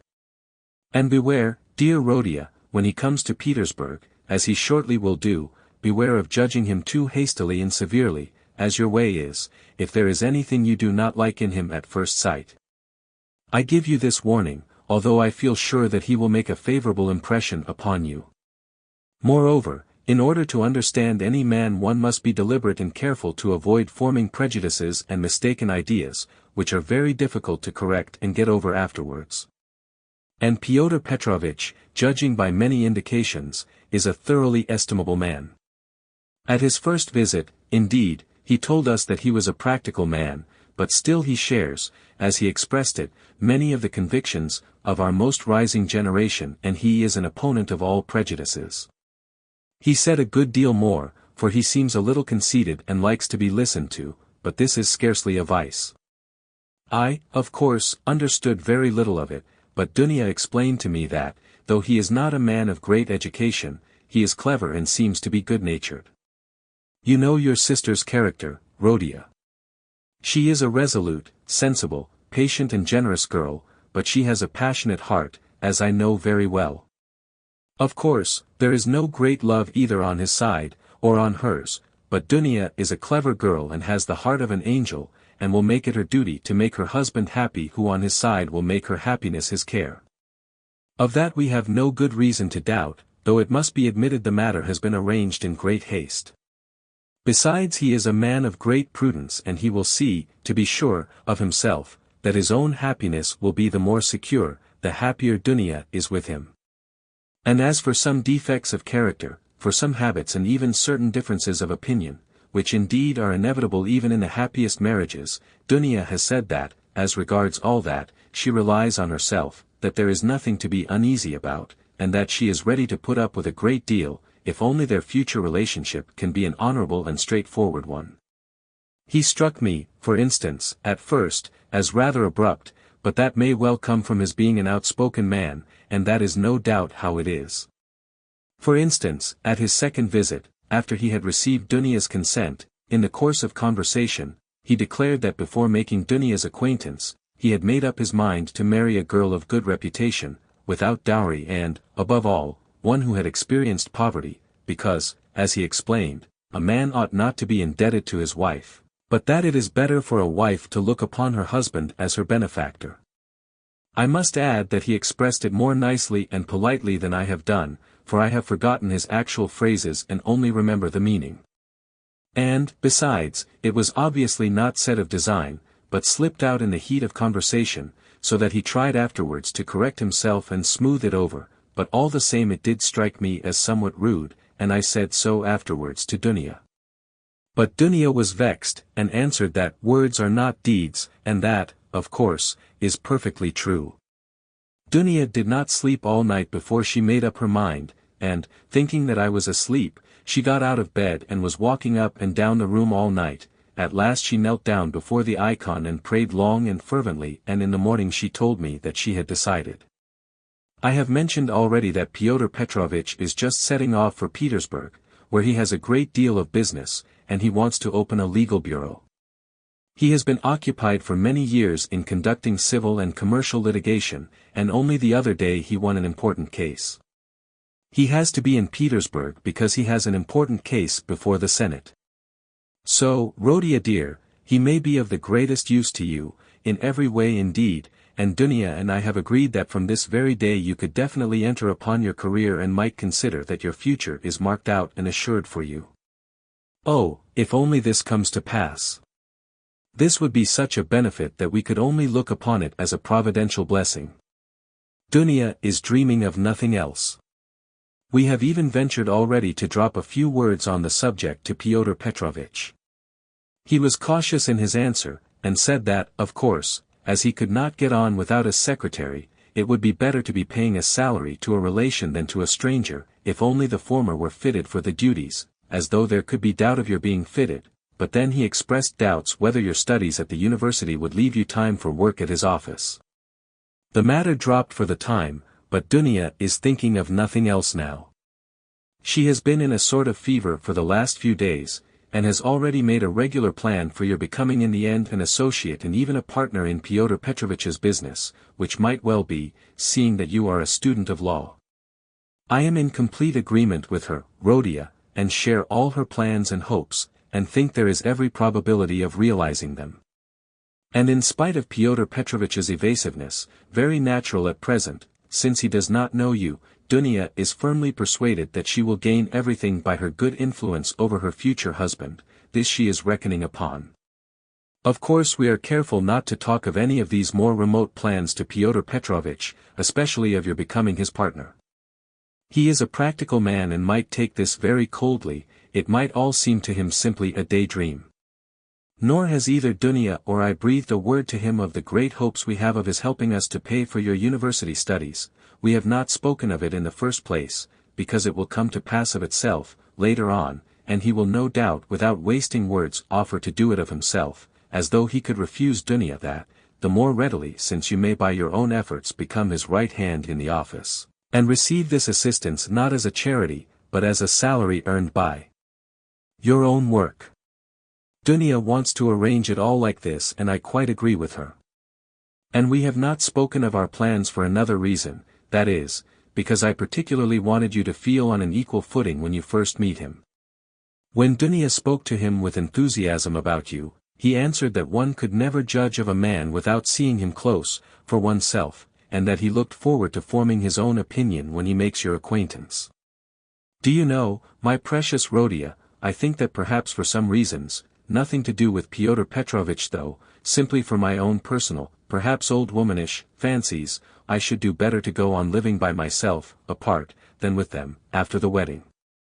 I am convinced that he will be generous and delicate enough to invite me and to urge me to remain with my daughter for the future, and if he has said nothing about it hitherto, it is simply because it has been taken for granted, but I shall refuse. I have noticed more than once in my life that husbands don't quite get on with their mothers-in-law, and I don't want to be the least bit in anyone's way, and for my own sake, too, would rather be quite independent, so long as I have a crust of bread of my own, and such children as you and Dunya. If possible, I would settle somewhere near you, for the most joyful piece of news, dear Rhodia, I have kept for the end of my letter. Know then, my dear boy, that we may, perhaps, be all together in a very short time and may embrace one another again after a separation of almost 3 years. It is settled for certain that Dunya and I are to set off for Petersburg, exactly when I don't know, but very, very soon, possibly in a week. It all depends on Pyotr Petrovitch, who will let us know when he has had time to look round him in Petersburg. To suit his own arrangements he is anxious to have the ceremony as soon as possible, even before the fast of Our Lady, if it could be managed, or if that is too soon to be ready, immediately after. Oh, with what happiness I shall press you to my heart. Dunya is all excitement at the joyful thought of seeing you. She said one day in joke that she would be ready to marry Pyotr Petrovitch for that alone. She is an angel. She is not writing anything to you now, and has only told me to write that she has so much to tell you that she is not going to take up her pen now, for a few lines would tell you nothing, and it would only mean upsetting herself. She bids me send you her love and innumerable kisses. But although we shall be meeting so soon, perhaps I shall send you as much money as I can in a day or two. Now that everyone has heard that Dunya is to marry Pyotr Petrovitch, my credit has suddenly improved and I know that Afanasy Ivanovitch will trust me now even to 75 rubles on the security of my pension, so that perhaps I shall be able to send you 25 or even 30 rubles. I would send you more, but I am uneasy about our traveling expenses, for though Pyotr Petrovitch has been so kind as to undertake part of the expenses of the journey, that is to say, he has taken upon himself the conveyance of our bags and big trunk, which will be conveyed through some acquaintances of his, we must reckon upon some expense on our arrival in Petersburg, where we can't be left without a halfpenny, at least for the first few days. But we have calculated it all, Dunya and I, to the last penny, and we see that the journey will not cost very much. It is only 90 versts from us to the railway, and we have come to an agreement with a driver we know, so as to be in readiness, and from there Dunya and I can travel quite comfortably third class. So that I may very likely be able to send to you not 25, but 30 rubles. But enough, I have covered 2 sheets already and there is no space left for more, our whole history, but so many events have happened. And now, my precious Rodia, I embrace you and send you a mother's blessing till we meet. Love Dunya your sister, Rodia, love her as she loves you and understand that she loves you beyond everything, more than herself. She is an angel and you, Rodia, you are everything to us, our one hope, our one consolation. If only you are happy, we shall be happy. Do you still say your prayers, Rodia, and believe in the mercy of our Creator and our Redeemer? I am afraid in my heart that you may have been visited by the new spirit of infidelity that is abroad today. If it is so, I pray for you. Remember, dear boy, how in your childhood, when your father was living, you used to lisp your prayers at my knee, and how happy we all were in those days. Goodbye, till we meet then, I embrace you warmly, warmly, with many kisses. Yours till death.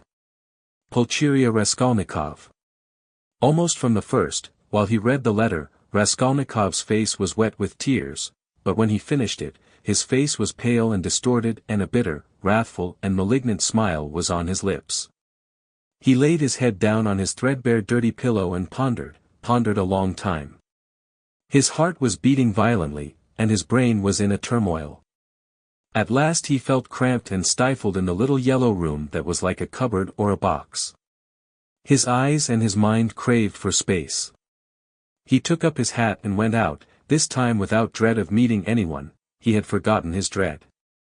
He turned in the direction of the Vasilyevsky Ostrov, walking along Vasilyevsky Prospect, as though hastening on some business, but he walked, as his habit was, without noticing his way, muttering and even speaking aloud to himself, to the astonishment of the passers-by. Many of them took him to be drunk. Chapter 4. His mother's letter had been a torture to him, but as regards the chief fact in it, he had felt not one moment's hesitation, even whilst he was reading the letter. The essential question was settled, and irrevocably settled, in his mind: never such a marriage while I am alive and Mr. Luzin be damned. The thing is perfectly clear, he muttered to himself, with a malignant smile anticipating the triumph of his decision. No, mother, no, Dunya, you won't deceive me.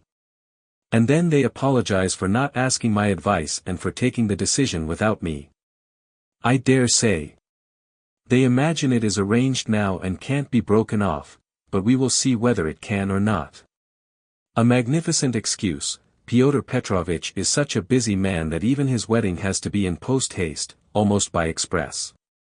No, Dunya, I see it all and I know what you want to say to me, and I know too what you were thinking about, when you walked up and down all night, and what your prayers were like before the Holy Mother of Kazan who stands in Mother's bedroom.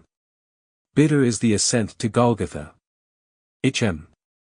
So it is finally settled, you have determined to marry a sensible business man, Avdotya Romanovna, one who has a fortune, has already made his fortune, that is so much more solid and impressive, a man who holds 2 government posts and who shares the ideas of our most rising generation, as Mother writes, and who seems to be kind, as Dunya herself observes. That seems beats everything. And that very Dunya for that very seems is marrying him. Splendid. Splendid. But I should like to know why Mother has written to me about our most rising generation. Simply as a descriptive touch, or with the idea of prepossessing me in favor of Mr. Luzin. Oh, the cunning of them! I should like to know one thing more, How far they were open with one another that day and night and all this time since. Was it all put into words, or did both understand that they had the same thing at heart and in their minds, so that there was no need to speak of it aloud, and better not to speak of it? Most likely it was partly like that. From Mother's letter it's evident, he struck her as rude a little, and Mother in her simplicity took her observations to Dunya. And she was sure to be vexed and answered her angrily. I should think so. Who would not be angered when it was quite clear without any naive questions and when it was understood that it was useless to discuss it? And why does she write to me, love Dunya, Rodion, and she loves you more than herself? Has she a secret conscience prick at sacrificing her daughter to her son? You are our one comfort, you are everything to us. Oh, Mother! His bitterness grew more and more intense, and if he had happened to meet Mr. Luzin at the moment, he might have murdered him. Yes, that's true, he continued, pursuing the whirling ideas that chased each other in his brain. It is true that it needs time and care to get to know a man, but there is no mistake about Mr. Luzin. The chief thing is he is a man of business and seems kind. That was something, wasn't it, to send the bags and big box for them? A kind man, no doubt after that. But his bride and her mother are to drive in a peasant's cart covered with sacking. I know, I have been driven in it. No matter. It is only 90 versts and then they can travel very comfortably, third class, for 1,000 versts. Quite right, too. One must cut one's coat according to one's cloth, but what about you, Mr. Luzin? She is your bride. And you must be aware that her mother has to raise money on her pension for the journey. To be sure it's a matter of business, a partnership for mutual benefit, with equal shares and expenses, food and drink provided, but pay for your tobacco. The businessman has got the better of them, too. The luggage will cost less than their fares and very likely go for nothing. How is it that they don't both see all that, or is it that they don't want to see? And they are pleased. And to think that this is only the first blossoming, and that the real fruits are to come. But what really matters is not the stinginess, is not the meanness, but the tone of the whole thing.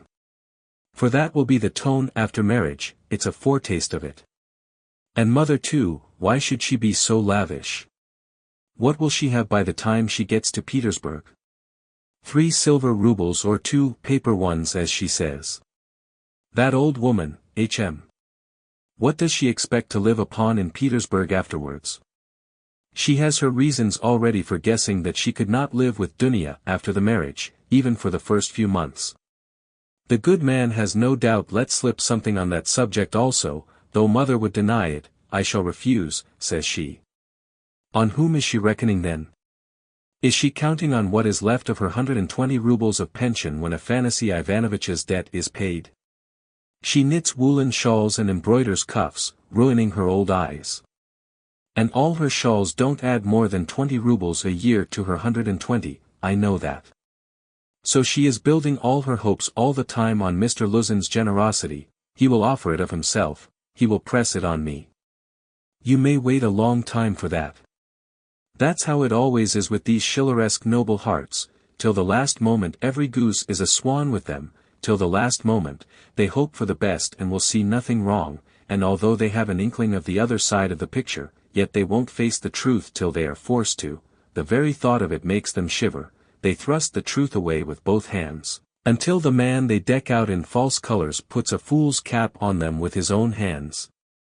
I should like to know whether Mr. Luzin has any orders of merit. I bet he has the Anna in his buttonhole and that he puts it on when he goes to dine with contractors or merchants. He will be sure to have it for his wedding, too. Enough of him, confound him. Well, Mother, I don't wonder at, it's like her, God bless her, but how could Dunya? Dunya darling, as though I did not know you. You were nearly 20 when I saw you last, I understood you then. Mother writes that Dunya can put up with a great deal. I know that very well. I knew that 2 years and a half ago, and for the last 2.5 years I have been thinking about it, thinking of just that Dunya can put up with a great deal. If she could put up with Mr. Svidrigailov and all the rest of it, she certainly can put up with a great deal. And now mother and she have taken it into their heads that she can put up with Mr. Luzin, who propounds the theory of the superiority of wives raised from destitution and owing everything to their husband's bounty, who propounds it, too, almost at the first interview. Granted that he let it slip, though he is a sensible man, yet maybe it was not a slip at all, but he meant to make himself clear as soon as possible. But Dunya. She understands the man, of course, but she will have to live with the man. Why? She'd live on black bread and water, she would not sell her soul, she would not barter her moral freedom for comfort, she would not barter it for all Schleswig-Holstein, much less Mr. Luzin's money. No, Dunya was not that sort when I knew her, and she is still the same, of course. Yes, there's no denying, the Svidrigailovs are a bitter pill. It's a bitter thing to spend one's life a governess in the provinces for 200 rubles, but I know she would rather be a nigger on a plantation or a let with a German master than degrade her soul, and her moral dignity, by binding herself forever to a man whom she does not respect and with whom she has nothing in common, for her own advantage. And if Mr. Luzin had been of unalloyed gold, or one huge diamond, she would never have consented to become his legal concubine. Why is she consenting then? What's the point of it? What's the answer? It's clear enough, for herself, for her comfort, to save her life she would not sell herself, but for someone else she is doing it. For one she loves, for one she adores, she will sell herself. That's what it all amounts to, for her brother, for her mother, she will sell herself. She will sell everything. In such cases, we overcome our moral feeling if necessary, freedom, peace, conscience even, all are brought into the market. Let my life go, if only my dear ones may be happy. More than that, we become casuists, we learn to be Jesuitical, and for a time maybe we can soothe ourselves, we can persuade ourselves that it is one's duty for a good object. That's just like us, it's as clear as daylight. It's clear that Rodion Raskolnikov is the central figure in the business, and no one else. Oh, yes, she can ensure his happiness, keep him in the university, make him a partner in the office, make his whole future secure, perhaps he may even be a rich man later on, prosperous, respected, and may even end his life a famous man. But my mother? It's all Rodia, precious Rodia, her firstborn. For such a son who would not sacrifice such a daughter. Oh, loving, over-partial hearts. Why, for his sake we would not shrink even from Sonia's fate. Sonia Marmeladov, the eternal victim so long as the world lasts. Have you taken the measure of your sacrifice, both of you? Is it right? Can you bear it? Is it any use? Is there sense in it? And let me tell you, Dunya, Sonia's life is no worse than life with Mr. Luzin. There can be no question of love, mother writes. And what if there can be no respect either, if on the contrary there is aversion, contempt, repulsion, what then? So you will have to keep up your appearance, too. Is not that so? Do you understand what that smartness means? Do you understand that the Luzin smartness is just the same thing as Sonia's and maybe worse, viler, baser, because in your case, Dunya, it's a bargain for luxuries, after all, but with Sonia it's simply a question of starvation. It has to be paid for, Dunya, this smartness. And what if it's more than you can bear afterwards, if you regret it? The bitterness, the misery, the curses, the tears hidden from all the world, for you are not a Marfa Petrovna. And how will your mother feel then? Even now she is uneasy, she is worried, but then, when she sees it all clearly. And I? Yes, indeed, what have you taken me for? I won't have your sacrifice, Dunya, I won't have it, mother. It shall not be, so long as I am alive, it shall not. I won't accept it. He suddenly paused in his reflection and stood still. It shall not be. But what are you going to do to prevent it? You'll forbid it? And what right have you? What can you promise them on your side to give you such a right? Your whole life, your whole future, You will devote to them when you have finished your studies and obtained a post. Yes, we have heard all that before, and that's all words, but now. Now something must be done, now, do you understand that? And what are you doing now? You are living upon them. They borrow on their 100 rubles pension. They borrow from the Svidrigailovs. How are you going to save them from Svidrigailovs, from Afanasy Ivanovich Voroshin, future millionaire Zeus who would arrange their lives for them? In another 10 years? In another 10 years, mother will be blind with knitting shawls, maybe with weeping too. She will be worn to a shadow with fasting, and my sister. Imagine for a moment what may have become of your sister in 10 years. What may happen to her during those 10 years? Can you fancy? So he tortured himself, fretting himself with such questions, and finding a kind of enjoyment in it. And yet all these questions were not new ones suddenly confronting him, they were old familiar aches.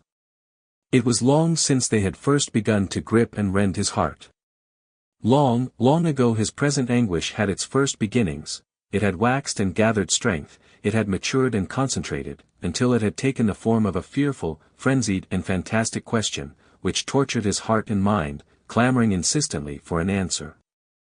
Now his mother's letter had burst on him like a thunderclap. It was clear that he must not now suffer passively, worrying himself over unsolved questions, but that he must do something, do it at once, and do it quickly. Anyway he must decide on something, or else. Or throw up life altogether, he cried suddenly, in a frenzy, accept one's lot humbly as it is, once for all and stifle everything in oneself, giving up all claim to activity, life and love. Do you understand, sir, do you understand what it means when you have absolutely nowhere to turn? Marmeladov's question came suddenly into his mind, for every man must have somewhere to turn. He gave a sudden start, another thought, that he had had yesterday, slipped back into his mind. But he did not start at the thought recurring to him, for he knew, he had felt beforehand, that it must come back, he was expecting it, besides it was not only yesterday's thought. The difference was that a month ago, yesterday even, the thought was a mere dream, but now it appeared not a dream at all, it had taken a new menacing and quite unfamiliar shape, and he suddenly became aware of this himself. He felt a hammering in his head, and there was a darkness before his eyes. He looked round hurriedly, he was searching for something. He wanted to sit down and was looking for a seat, he was walking along the quay, boulevard. There was a seat about 100 paces in front of him. He walked towards it as fast he could, but on the way he met with a little adventure which absorbed all his attention. Looking for the seat, he had noticed a woman walking some 20 paces in front of him, but at first he took no more notice of her than of other objects that crossed his path. It had happened to him many times going home not to notice the road by which he was going, and he was accustomed to walk like that. But there was at first sight something so strange about the woman in front of him, that gradually his attention was riveted upon her, at first reluctantly and, as it were, resentfully, and then more and more intently. He felt a sudden desire to find out what it was that was so strange about the woman. In the first place, she appeared to be a girl quite young, and she was walking in the great heat bareheaded and with no parasol or gloves, waving her arms about in an absurd way. She had on a dress of some light silky material, but put on strangely awry, not properly hooked up, and torn open at the top of the skirt, close to the waist, a great piece was rent and hanging loose. A little kerchief was flung about her bare throat, but lay slanting on one side. The girl was walking unsteadily, too, stumbling and staggering from side to side. She drew Raskolnikov's whole attention at last. He overtook the girl at the seat, but, on reaching it, she dropped down on it, in the corner, she let her head sink on the back of the seat and closed her eyes, apparently in extreme exhaustion. Looking at her closely, he saw at once that she was completely drunk. It was a strange and shocking sight. He could hardly believe that he was not mistaken. He saw before him the face of a quite young, fair-haired girl, 16, perhaps not more than 15, years old, pretty little face, but flushed and heavy-looking and, as it were, swollen. The girl seemed hardly to know what she was doing, she crossed one leg over the other, lifting it indecorously, and showed every sign of being unconscious that she was in the street. Raskolnikov did not sit down, but he felt unwilling to leave her, and stood facing her in perplexity. This boulevard was never much frequented, and now, at 2 o'clock, in the stifling heat, it was quite deserted. And yet on the further side of the boulevard, about 15 paces away, a gentleman was standing on the edge of the pavement. He, too, would apparently have liked to approach the girl with some object of his own. He, too, had probably seen her in the distance and had followed her, but found Raskolnikov in his way. He looked angrily at him, though he tried to escape his notice, and stood impatiently biding his time, till the unwelcome man in rags should have moved away. His intentions were unmistakable. The gentleman was a plump, thickly set man, about 30, fashionably dressed, with a high color, red lips and mustaches. Raskolnikov felt furious. He had a sudden longing to insult this fat dandy in some way. He left the girl for a moment and walked towards the gentleman. "Hey! You Svidrigailov! What do you want here?" he shouted, clenching his fists and laughing, spluttering with rage. "What do you mean?" the gentleman asked sternly, scowling in haughty astonishment. "Get away, that's what I mean. How dare you, you low fellow!" He raised his cane. Raskolnikov rushed at him with his fists, without reflecting that the stout gentleman was a match for two men like himself. But at that instant someone seized him from behind, and a police constable stood between them. "That's enough, gentlemen, no fighting, please, in a public place. What do you want?" "Who are you?" he asked Raskolnikov sternly, noticing his rags. Raskolnikov looked at him intently. He had a straightforward, sensible, soldierly face, with grey mustaches and whiskers. "You are just the man I want," Raskolnikov cried, catching at his arm. "I am a student, Raskolnikov. You may as well know that too," he added, addressing the gentleman. "Come along, I have something to show you." And taking the policeman by the hand he drew him towards the seat. "Look here, hopelessly drunk, and she has just come down the boulevard. There is no telling who and what she is, she does not look like a professional. It's more likely she has been given drink and deceived somewhere, for the first time, you understand. And they've put her out into the street like that. Look at the way her dress is torn, and the way it has been put on. She has been dressed by somebody, she has not dressed herself, and dressed by unpracticed hands, by a man's hands, that's evident. And now look there, I don't know that dandy with whom I was going to fight, I see him for the first time, but he, too, has seen her on the road, just now, drunk, not knowing what she is doing, and now he is very eager to get hold of her, to get her away somewhere while she is in this state, that's certain, believe me, I am not wrong. I saw him myself watching her and following her, but I prevented him, and he is just waiting for me to go away. Now he has walked away a little, and is standing still, pretending to make a cigarette. Think how can we keep her out of his hands, and how are we to get her home?" The policeman saw it all in a flash. The stout gentleman was easy to understand, he turned to consider the girl. The policeman bent over to examine her more closely, and his face worked with genuine compassion. "Ah, what a pity," he said, shaking his head, "why, she is quite a child. She has been deceived, you can see that at once. Listen, lady," he began addressing her, "where do you live?" The girl opened her weary and sleepy-looking eyes, gazed blankly at the speaker and waved her hand. "Here," said Raskolnikov, feeling in his pocket and finding 20 kopecks, "here, call a cab and tell him to drive her to her address. The only thing is to find out her address." Missy, the policeman began again, taking the money. "I'll fetch you a cab and take you home myself."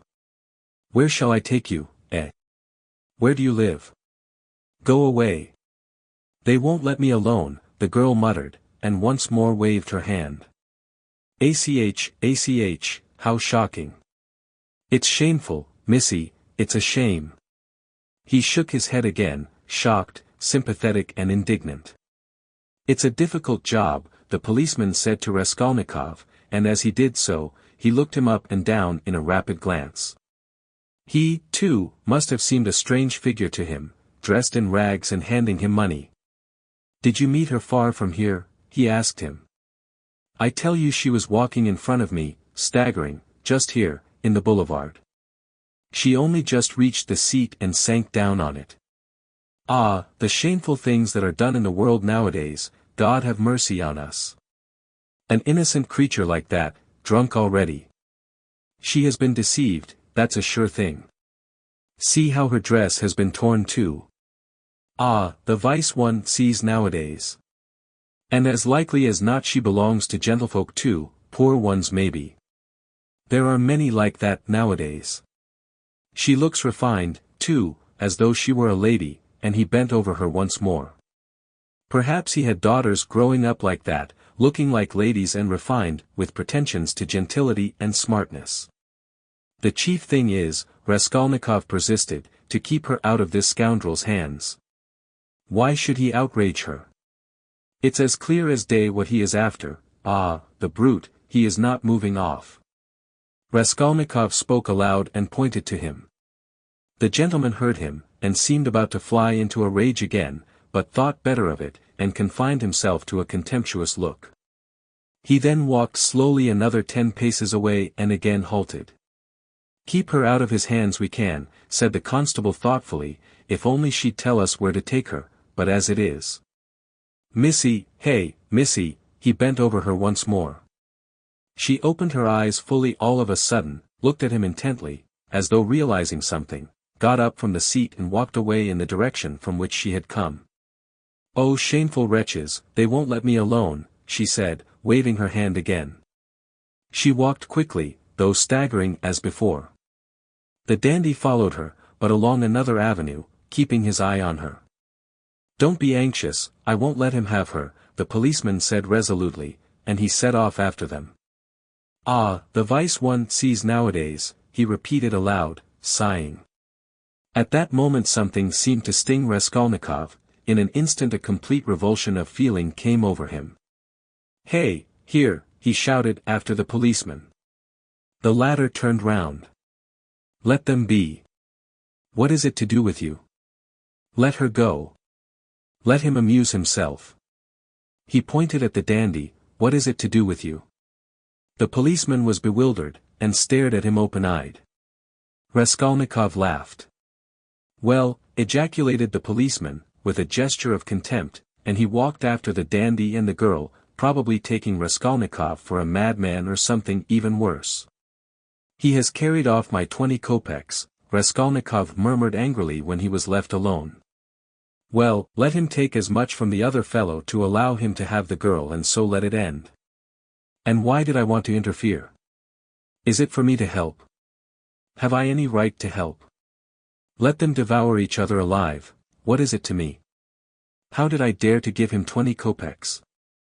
Were they mine?" In spite of those strange words he felt very wretched. He sat down on the deserted seat. His thoughts strayed aimlessly. He found it hard to fix his mind on anything at that moment. He longed to forget himself altogether, to forget everything, and then to wake up and begin life anew. "Poor girl," he said, looking at the empty corner where she had sat, "she will come to herself and weep, and then her mother will find out. She will give her a beating, a horrible, shameful beating, and then maybe, turn her out of doors. And even if she does not, the Darya Francovnas will get wind of it, and the girl will soon be slipping out on the sly here and there. Then there will be the hospital directly, that's always the luck of those girls with respectable mothers, who go wrong on the sly, and then, again the hospital, drink, the taverns, and more hospital, in 2 or 3 years, a wreck, and her life over at 18 or 19. Have not I seen cases like that? And how have they been brought to it? Why, they've all come to it like that. Ugh! But what does it matter? That's as it should be, they tell us. A certain percentage, they tell us, must every year go, that way, to the devil, I suppose, so that the rest may remain chaste and not be interfered with. A percentage. What splendid words they have, they are so scientific, so consolatory. Once you've said percentage, there's nothing more to worry about. If we had any other word, maybe we might feel more uneasy. But what if dunya were one of the percentage? Of another one if not that one? But where am I going, he thought suddenly. Strange, I came out for something. As soon as I had read the letter I came out. I was going to Vasilyevsky Ostrov, to Razumihin. That's what it was, now I remember. What for, though? And what put the idea of going to Razumihin into my head just now?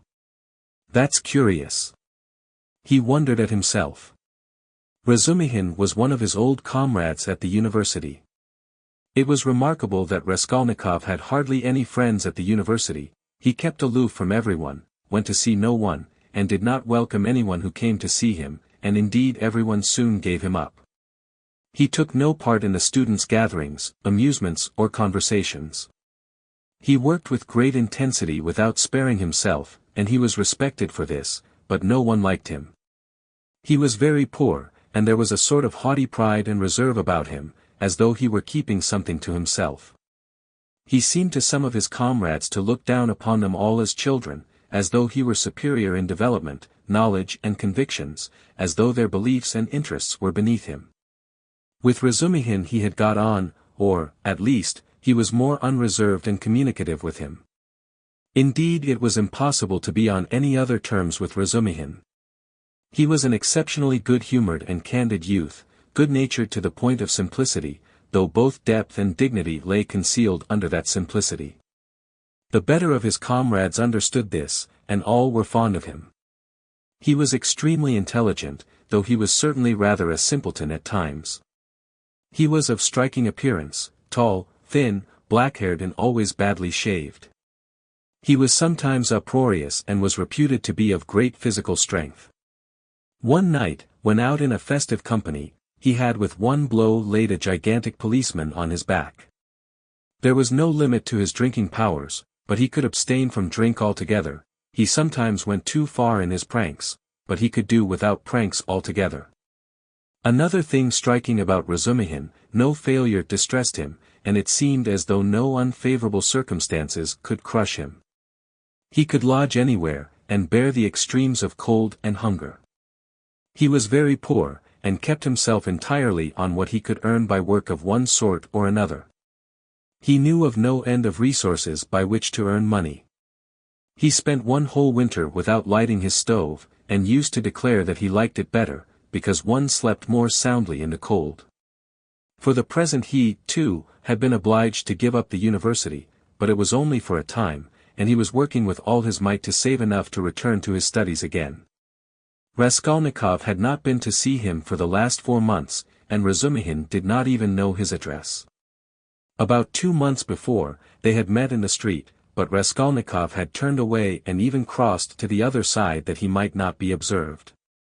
And though Razumihin noticed him, he passed him by, as he did not want to annoy him.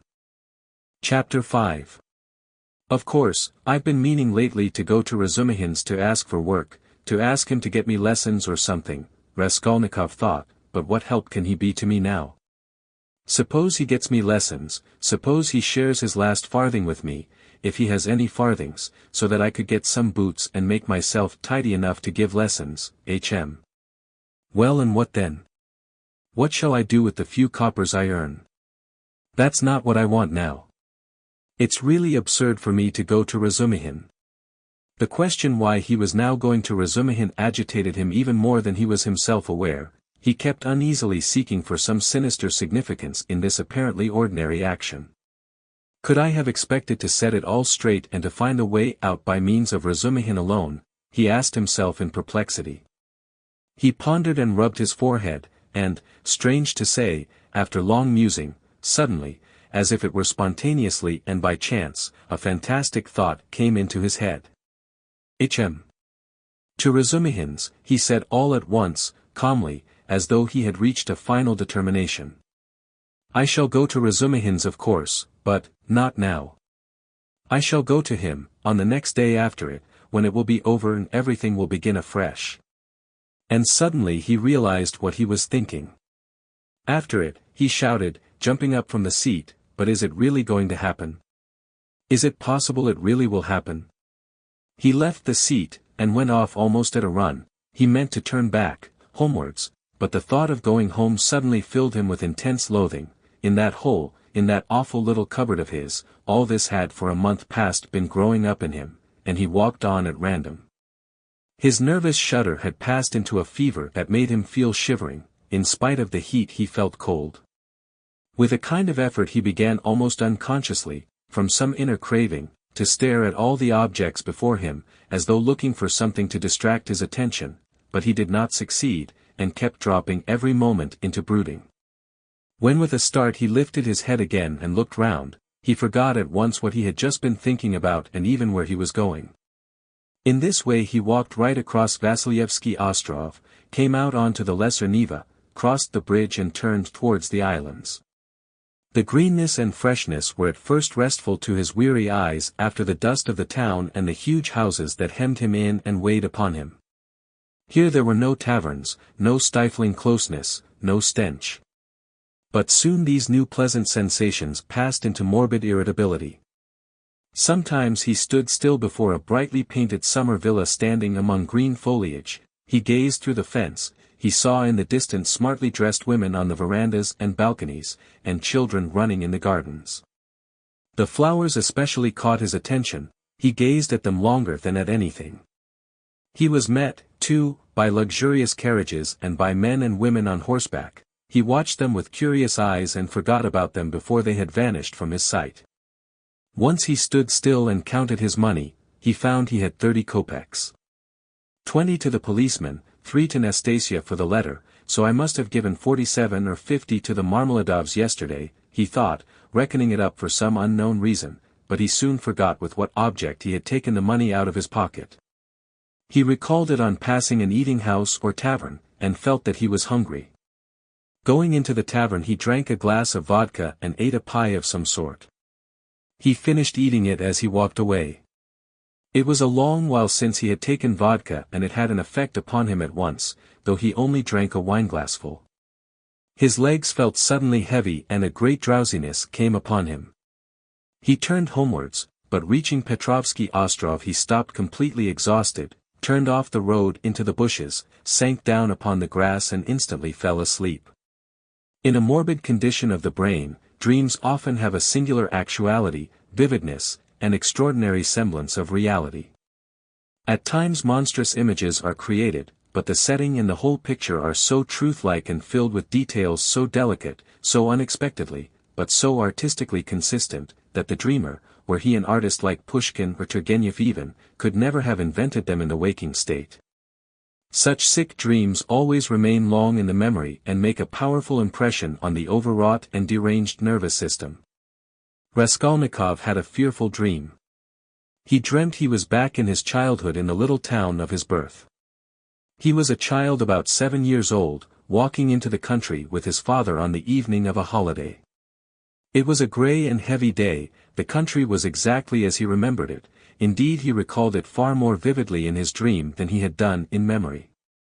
The little town stood on a level flat as bare as the hand, not even a willow near it, only in the far distance, a copse lay, a dark blur on the very edge of the horizon. A few paces beyond the last market garden stood a tavern, a big tavern, which had always aroused in him a feeling of aversion, even of fear, when he walked by it with his father. There was always a crowd there, always shouting, laughter and abuse, hideous horse singing and often fighting. Drunken and horrible-looking figures were hanging about the tavern. He used to cling close to his father, trembling all over when he met them. Near the tavern the road became a dusty track, the dust of which was always black. It was a winding road, and about 100 paces further on, it turned to the right to the graveyard. In the middle of the graveyard stood a stone church with a green cupola where he used to go to mass 2 or 3 times a year with his father and mother, when a service was held in memory of his grandmother, who had long been dead, and whom he had never seen. On these occasions they used to take on a white dish tied up in a table napkin a special sort of rice pudding with raisins stuck in it in the shape of a cross. He loved that church, the old-fashioned, unadorned icons and the old priest with the shaking head. Near his grandmother's grave, which was marked by a stone, was the little grave of his younger brother who had died at 6 months old. He did not remember him at all, but he had been told about his little brother, and whenever he visited the graveyard he used religiously and reverently to cross himself and to bow down and kiss the little grave. And now he dreamt that he was walking with his father past the tavern on the way to the graveyard. He was holding his father's hand and looking with dread at the tavern. A peculiar circumstance attracted his attention. There seemed to be some kind of festivity going on. There were crowds of gaily dressed townspeople, peasant women, their husbands, and riff-raff of all sorts, all singing and all more or less drunk. Near the entrance of the tavern stood a cart, but a strange cart. It was one of those big carts usually drawn by heavy cart horses and laden with casks of wine or other heavy goods. He always liked looking at those great cart horses, with their long manes, thick legs, and slow even pace, drawing along a perfect mountain with no appearance of effort, as though it were easier going with a load than without it.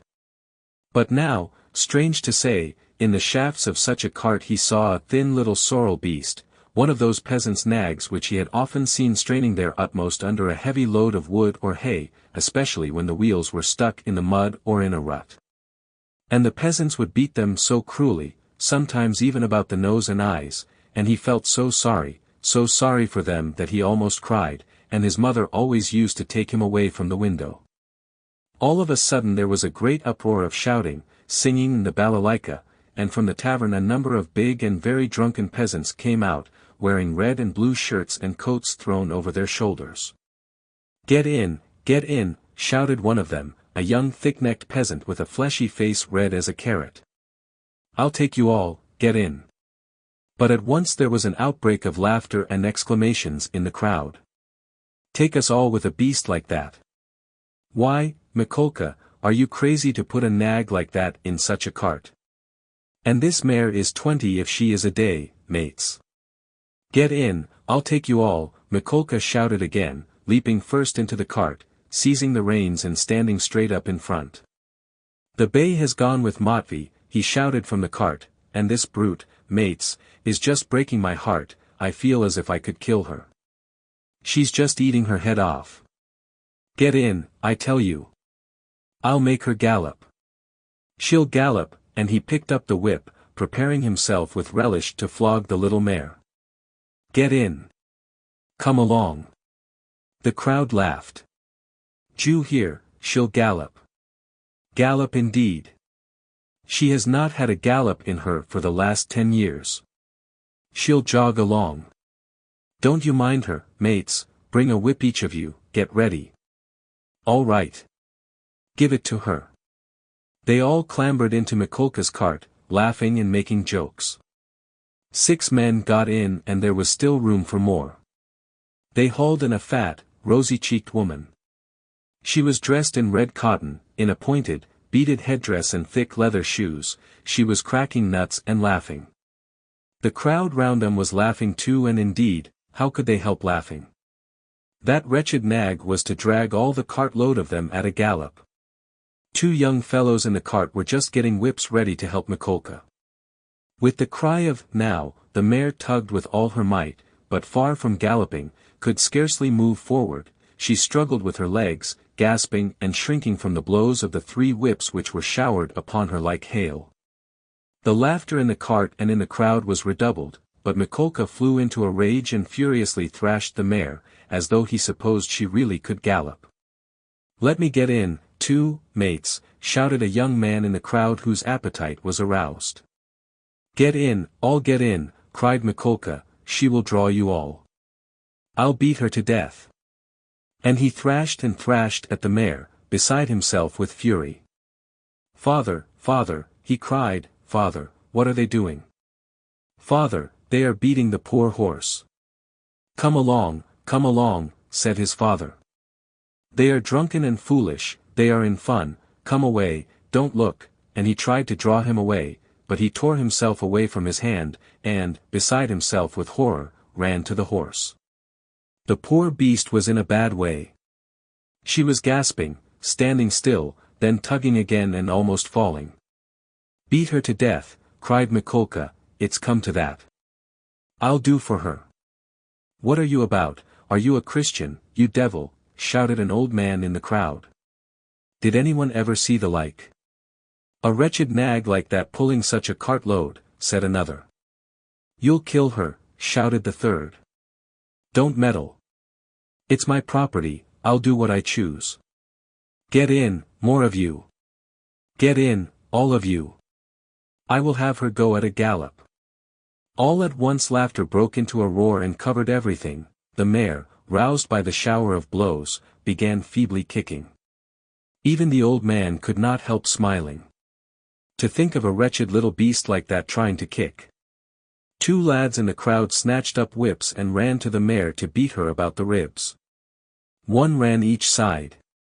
"Hit her in the face, in the eyes," cried Mikolka.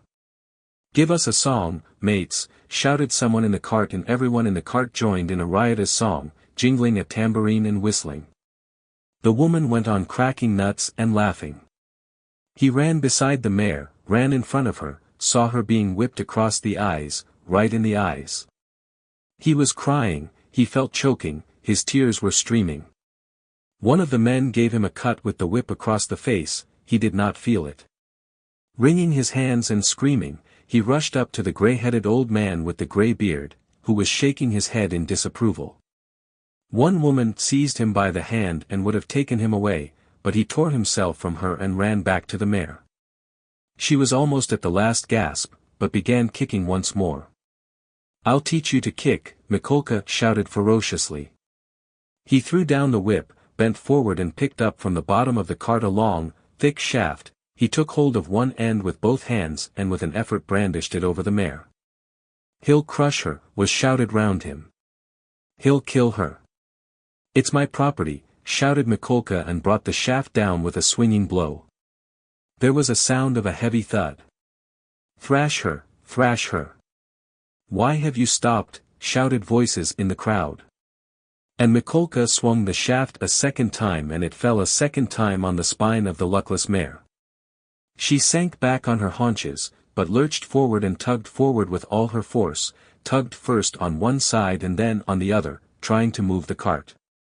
But the 6 whips were attacking her in all directions, and the shaft was raised again and fell upon her a third time, then a fourth, with heavy measured blows. Mikolka was in a fury that he could not kill her at one blow. "She's a tough one," was shouted in the crowd. "She'll fall in a minute, mates, there will soon be an end of her," said an admiring spectator in the crowd. "Fetch an axe to her." "Finish her off," shouted a third. "I'll show you." "Stand off," Mikolka screamed frantically. He threw down the shaft, stooped down in the cart and picked up an iron crowbar. "Look out," he shouted, and with all his might he dealt a stunning blow at the poor mare. The blow fell, the mare staggered, sank back, tried to pull, but the bar fell again with a swinging blow on her back and she fell on the ground like a log. "Finish her off," shouted Mikolka, and he leapt beside himself, out of the cart. Several young men, also flushed with drink, seized anything they could come across, whips, sticks, poles, and ran to the dying mare. Mikolka stood on one side and began dealing random blows with the crowbar. The mare stretched out her head, drew a long breath and died. "You butchered her," someone shouted in the crowd. "Why wouldn't she gallop then?" "My property," shouted Mikolka, with bloodshot eyes, brandishing the bar in his hands. He stood as though regretting that he had nothing more to beat. "No mistake about it, you are not a Christian," many voices were shouting in the crowd. But the poor boy, beside himself, made his way, screaming, through the crowd to the sorrel nag, put his arms round her bleeding dead head and kissed it, kissed the eyes and kissed the lips. Then he jumped up and flew in a frenzy with his little fists out at Mikolka. At that instant his father, who had been running after him, snatched him up and carried him out of the crowd. "Come along, come. Let us go home," he said to him. "Father. Why did they kill the poor horse?" he sobbed, but his voice broke and the words came in shrieks from his panting chest. "They are drunk. They are brutal, it's not our business," said his father. He put his arms round his father but he felt choked. He tried to draw a breath, to cry out, and woke up. He waked up, gasping for breath, his hair soaked with perspiration, and stood up in terror. "Thank God, that was only a dream," he said, sitting down under a tree and drawing deep breaths. "But what is it? Is it some fever coming on? Such a hideous dream." He felt utterly broken, darkness and confusion were in his soul. He rested his elbows on his knees and leaned his head on his hands. "Good God," he cried, can it be, that I shall really take an axe, that I shall strike her on the head, split her skull open, that I shall tread in the sticky warm blood, break the lock, steal and tremble, hide, all spattered in the blood, with the axe? Good God, can it be?" He was shaking like a leaf as he said this. "But why am I going on like this?" he continued, sitting up again, as it were in profound amazement. "I knew that I could never bring myself to it, so what have I been torturing myself for till now? Yesterday, when I went to make that experiment, yesterday I realized completely that I could never bear to do it. Why am I going over it again, then? Why am I hesitating?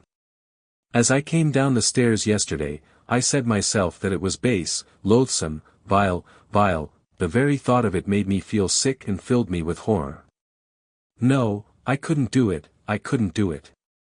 Granted that there is no flaw in all that reasoning, that all that I have concluded this last month is clear as day, true as arithmetic. My God! Anyway, I couldn't bring myself to it. I couldn't do it. Why then am I still?" He rose to his feet, looked round in wonder as though surprised at finding himself in this place, and went towards the bridge.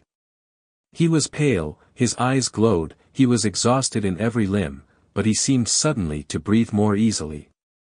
He felt he had cast off that fearful burden that had so long been weighing upon him, and all at once there was a sense of relief and peace in his soul. "Lord," he prayed, "show me my path, I renounce that accursed dream of mine." Crossing the bridge, he gazed quietly and calmly at the Neva, at the glowing red sun setting in the glowing sky. In spite of his weakness he was not conscious of fatigue. It was as though an abscess that had been forming for a month past in his heart had suddenly broken. Freedom! He was free from that spell, that sorcery, that obsession. Later on, when he recalled that time and all that happened to him during those days, minute by minute, point by point, he was superstitiously impressed by one circumstance, which, though in itself not very exceptional, always seemed to him afterwards the predestined turning point of his fate. He could never understand and explain to himself why, when he was tired and worn out, when it would have been more convenient for him to go home by the shortest and most direct way, he had returned by the Haymarket where he had no need to go. It was obviously and quite unnecessarily out of his way, though not much so. It is true that it happened to him dozens of times to return home without noticing what streets he passed through. But why, he was always asking himself, why had such an important, such a decisive and at the same time such an absolutely chance meeting happened in the Haymarket, where he had moreover no reason to go, at the very hour, the very minute of his life when he was just in the very mood and in the very circumstances in which that meeting was able to exert the gravest and most decisive influence on his whole destiny. As though it had been lying in wait for him on purpose. It was about 9 o'clock when he crossed the Haymarket. At the tables and the barrows, at the booths and the shops, all the market people were closing their establishments or clearing away and packing up their wares and, like their customers, were going home. Rag pickers and costermongers of all kinds were crowding round the taverns in the dirty and stinking courtyards of the Haymarket. Raskolnikov particularly liked this place and the neighboring alleys, when he wandered aimlessly in the streets. Here his rags did not attract contemptuous attention, and one could walk about in any attire without scandalizing people. At the corner of an alley a huckster and his wife had 2 tables set out with tapes, thread, cotton handkerchiefs, etc. They, too, had got up to go home, but were lingering in conversation with a friend, who had just come up to them. This friend was Lizaveta Ivanovna, or, as everyone called her, Lizaveta, the younger sister of the old pawnbroker, Alyona Ivanovna, whom Raskolnikov had visited the previous day to pawn his watch and make his experiment. He already knew all about Lizaveta and she knew him a little too. She was a single woman of about 35, tall, clumsy, timid, submissive and almost idiotic. She was a complete slave and went in fear and trembling of her sister, who made her work day and night, and even beat her. She was standing with a bundle before the huckster and his wife, listening earnestly and doubtfully. They were talking of something with special warmth. The moment Raskolnikov caught sight of her, he was overcome by a strange sensation as it were of intense astonishment, though there was nothing astonishing about this meeting. "You could make up your mind for yourself, Lizaveta Ivanovna," the huckster was saying aloud. "Come round tomorrow about 7. They will be here too." "Tomorrow," said Lizaveta slowly and thoughtfully, as though unable to make up her mind. "Upon my word, what a fright you are in of Alyona Ivanovna," gabbled the huckster's wife, a lively little woman. "I look at you, you are like some little babe. And she is not your own sister either, nothing but a stepsister, and what a hand she keeps over you. But this time don't say a word to Alyona Ivanovna," her husband interrupted, "that's my advice, but come round to us without asking. It will be worth your while. Later on your sister herself may have a notion." "Am I to come?" "About 7 o'clock tomorrow. And they will be here. You will be able to decide for yourself. And we'll have a cup of tea," added his wife. "All right, I'll come," said Lizaveta, still pondering, and she began slowly moving away. Raskolnikov had just passed and heard no more. He passed softly, unnoticed, trying not to miss a word. His first amazement was followed by a thrill of horror, like a shiver running down his spine. He had suddenly quite unexpectedly learnt, that the next day at 7 o'clock Lizaveta, the old woman's sister and only companion, would be away from home, and that therefore at 7 o'clock precisely the old woman would be left alone. He was only a few steps from his lodging. He went in like a man condemned to death. He thought of nothing and was incapable of thinking, but he felt suddenly in his whole being that he had no more freedom of thought, no will, and that everything was suddenly and irrevocably decided. Certainly, if he had to wait whole years for a suitable opportunity, he could not reckon on a more certain step towards the success of the plan than that which had just presented itself. In any case, it would have been difficult to find out beforehand and with certainty, with greater exactness and less risk, and without dangerous inquiries and investigations, that next day at a certain time an old woman, on whose life an attempt was contemplated, would be at home and entirely alone. Chapter 6. Later on Raskolnikov happened to find out why the huckster and his wife had invited Lizaveta. It was a very ordinary matter and there was nothing exceptional about it. A family who had come to the town and been reduced to poverty were selling their household goods and clothes, all women's things. As the things would have fetched little in the market, they were looking for a dealer. This was Lizaveta's business. She undertook such jobs and was frequently employed, as she was very honest and always fixed a fair price and stuck to it. She spoke as a rule little and, as we have said already, she was very submissive and timid. But Raskolnikov had become superstitious of late. The traces of superstition remained in him long after, and were almost ineradicable. And in all this he was always afterwards disposed to see something strange and mysterious, as it were, the presence of some peculiar influences and coincidences. In the previous winter a student he knew called Pokarev, who had left for Kharkov, had chanced in conversation to give him the address of Alyona Ivanovna, the old pawnbroker, in case he might want to pawn anything. For a long while he did not go to her, for he had lessons and managed to get along somehow. 6 weeks ago he had remembered the address. He had 2 articles that could be pawned, his father's old silver watch and a little gold ring with 3 red stones, a present from his sister at parting. He decided to take the ring. When he found the old woman he had felt an insurmountable repulsion for her at the first glance, though he knew nothing special about her. He got 2 rubles from her and went into a miserable little tavern on his way home. He asked for tea, sat down and sank into deep thought. A strange idea was pecking at his brain like a chicken in the egg, and very, very much absorbed him. Almost beside him at the next table there was sitting a student, whom he did not know and had never seen, and with him a young officer. They had played a game of billiards and began drinking tea. All at once he heard the student mention to the officer the pawnbroker Alyona Ivanovna and give him her address.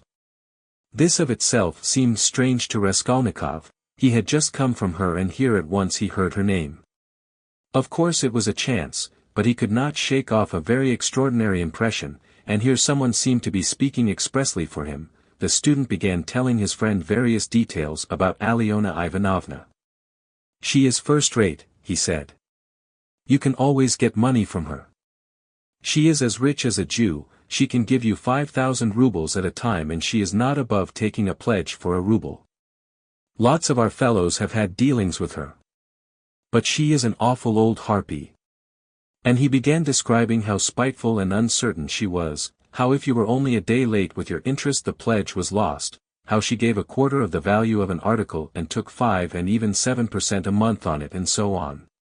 The student chattered on, saying that she had a sister Lizaveta, whom the wretched little creature was continually beating, and kept in complete bondage like a small child, though Lizaveta was at least 6 feet high.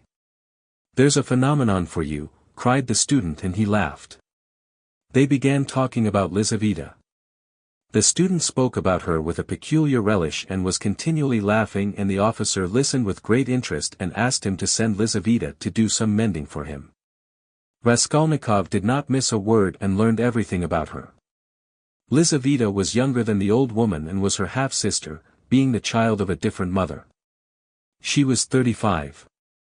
She worked day and night for her sister, and besides doing the cooking and the washing, she did sewing and worked as a charwoman and gave her sister all she earned. She did not dare to accept an order or job of any kind without her sister's permission. The old woman had already made her will, and Lizaveta knew of it, and by this will she would not get a farthing, nothing but the movables, chairs and so on. All the money was left to a monastery in the province of N, that prayers might be said for her in perpetuity. Lizaveta was of lower rank than her sister, unmarried and awfully uncouth in appearance, remarkably tall with long feet that looked as if they were bent outwards. She always wore battered goatskin shoes, and was clean in her person. What the student expressed most surprise and amusement about was the fact that Lizaveta was continually with child. "But you say she is hideous," observed the officer. "Yes, she is so dark-skinned and looks like a soldier dressed up, but you know she is not at all hideous. She has such a good-natured face and eyes. Strikingly so. And the proof of it is that lots of people are attracted by her.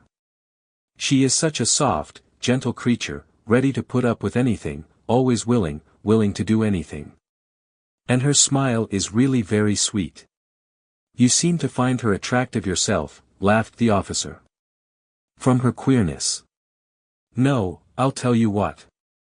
I could kill that damned old woman and make off with her money, I assure you, without the faintest conscience prick," the student added with warmth. The officer laughed again while Raskolnikov shuddered. How strange it was. "Listen, I want to ask you a serious question," the student said hotly. "I was joking of course, but look here, on one side we have a stupid, senseless, worthless, spiteful, ailing, horrid old woman, not simply useless but doing actual mischief, who has not an idea what she is living for herself, and who will die in a day or two in any case. You understand? You understand?" Yes, I understand," answered the officer, watching his excited companion attentively. "Well, listen then. On the other side, fresh young lives thrown away for want of help and by thousands, on every side. 100,000 good deeds could be done and helped, on that old woman's money which will be buried in a monastery. Hundreds, thousands perhaps, might be set on the right path, dozens of families saved from destitution, from ruin, from vice, from the lock hospitals, and all with her money. Kill her, take her money and with the help of it devote oneself to the service of humanity and the good of all. What do you think, would not one tiny crime be wiped out by thousands of good deeds? For one life thousands would be saved from corruption and decay. One death, and 100 lives in exchange, it's simple arithmetic. Besides, what value has the life of that sickly, stupid, ill-natured old woman in the balance of existence? No more than the life of a louse, of a black beetle, less in fact because the old woman is doing harm. She is wearing out the lives of others. The other day she bit Lizaveta's finger out of spite, it almost had to be amputated. Of course she does not deserve to live, remarked the officer, but there it is, it's nature. Oh, well, brother, but we have to correct and direct nature, and, but for that, we should drown in an ocean of prejudice. But for that, there would never have been a single great man. They talk of duty, conscience. I don't want to say anything against duty and conscience, but the point is, what do we mean by them? Stay, I have another question to ask you. Listen. No, you stay, I'll ask you a question. Listen. Well.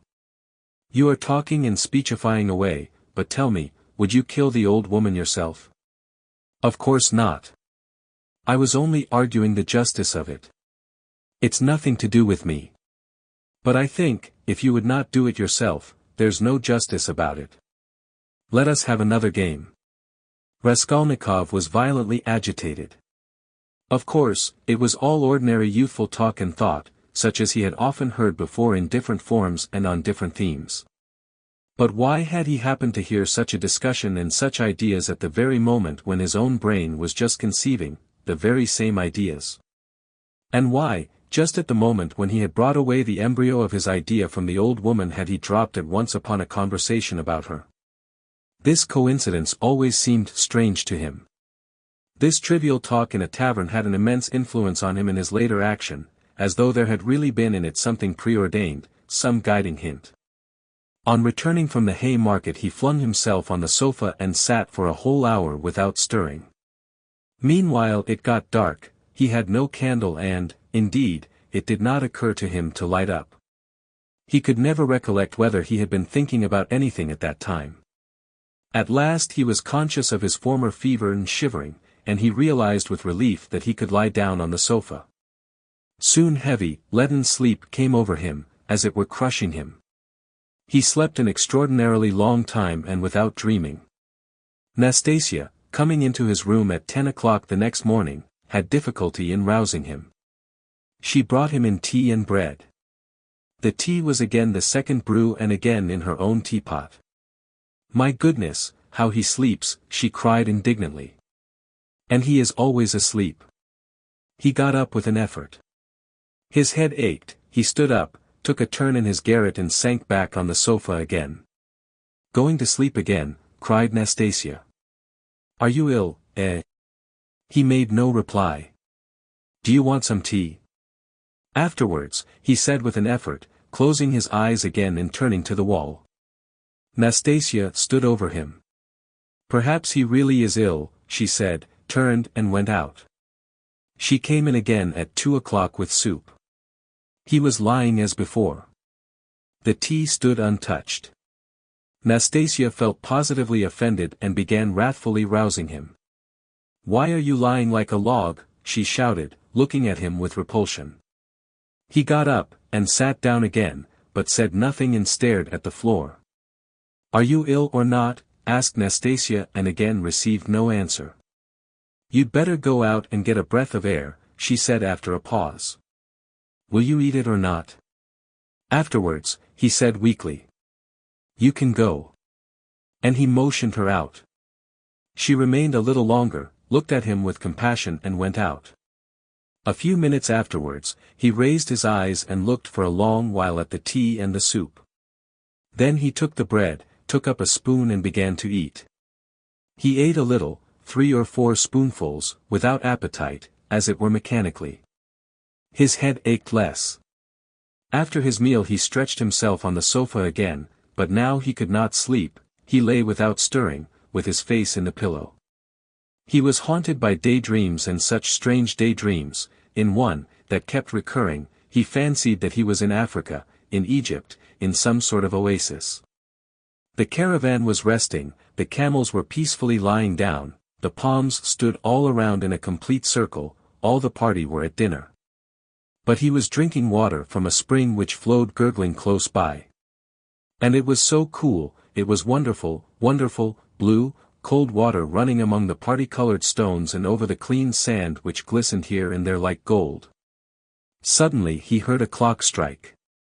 He started, roused himself, raised his head, looked out of the window, and seeing how late it was, suddenly jumped up wide awake as though someone had pulled him off the sofa.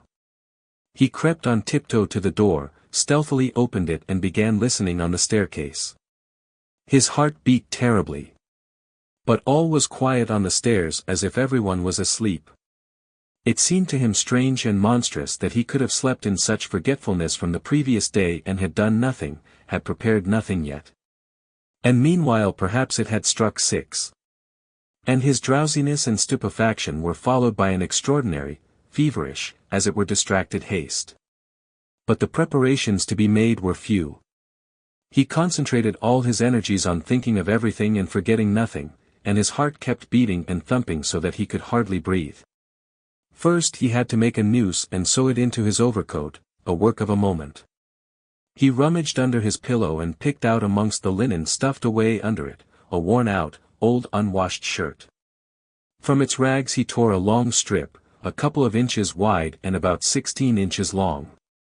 He folded this strip in two, took off his wide, strong summer overcoat of some stout cotton material, his only outer garment, and began sewing the two ends of the rag on the inside, under the left armhole. His hands shook as he sewed, but he did it successfully so that nothing showed outside when he put the coat on again. The needle and thread he had got ready long before and they lay on his table in a piece of paper. As for the noose, it was a very ingenious device of his own. The noose was intended for the axe. It was impossible for him to carry the axe through the street in his hands. And if hidden under his coat he would still have had to support it with his hand, which would have been noticeable. Now he had only to put the head of the axe in the noose, and it would hang quietly under his arm on the inside. Putting his hand in his coat pocket, he could hold the end of the handle all the way, so that it did not swing, and as the coat was very full, a regular sack in fact, it could not be seen from outside that he was holding something with the hand that was in the pocket. This noose, too, he had designed a fortnight before. When he had finished with this, he thrust his hand into a little opening between his sofa and the floor, fumbled in the left corner and drew out the pledge, which he had got ready long before and hidden there. This pledge was, however, only a smoothly planed piece of wood the size and thickness of a silver cigarette case. He picked up this piece of wood in one of his wanderings in a courtyard where there was some sort of a workshop. Afterwards he had added to the wood a thin smooth piece of iron, which he had also picked up at the same time in the street. Putting the iron which was a little the smaller on the piece of wood, he fastened them very firmly, crossing and recrossing the thread round them, then wrapped them carefully and daintily in clean white paper and tied up the parcel so that it would be very difficult to untie it. This was in order to divert the attention of the old woman for a time, while she was trying to undo the knot, and so to gain a moment. The iron strip was added to give weight, so that the woman might not guess the first minute that the thing was made of wood. All this had been stored by him beforehand under the sofa.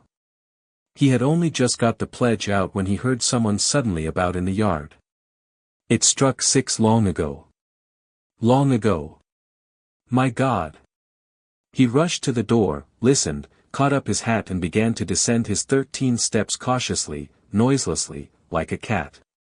He had still the most important thing to do, to steal the axe from the kitchen.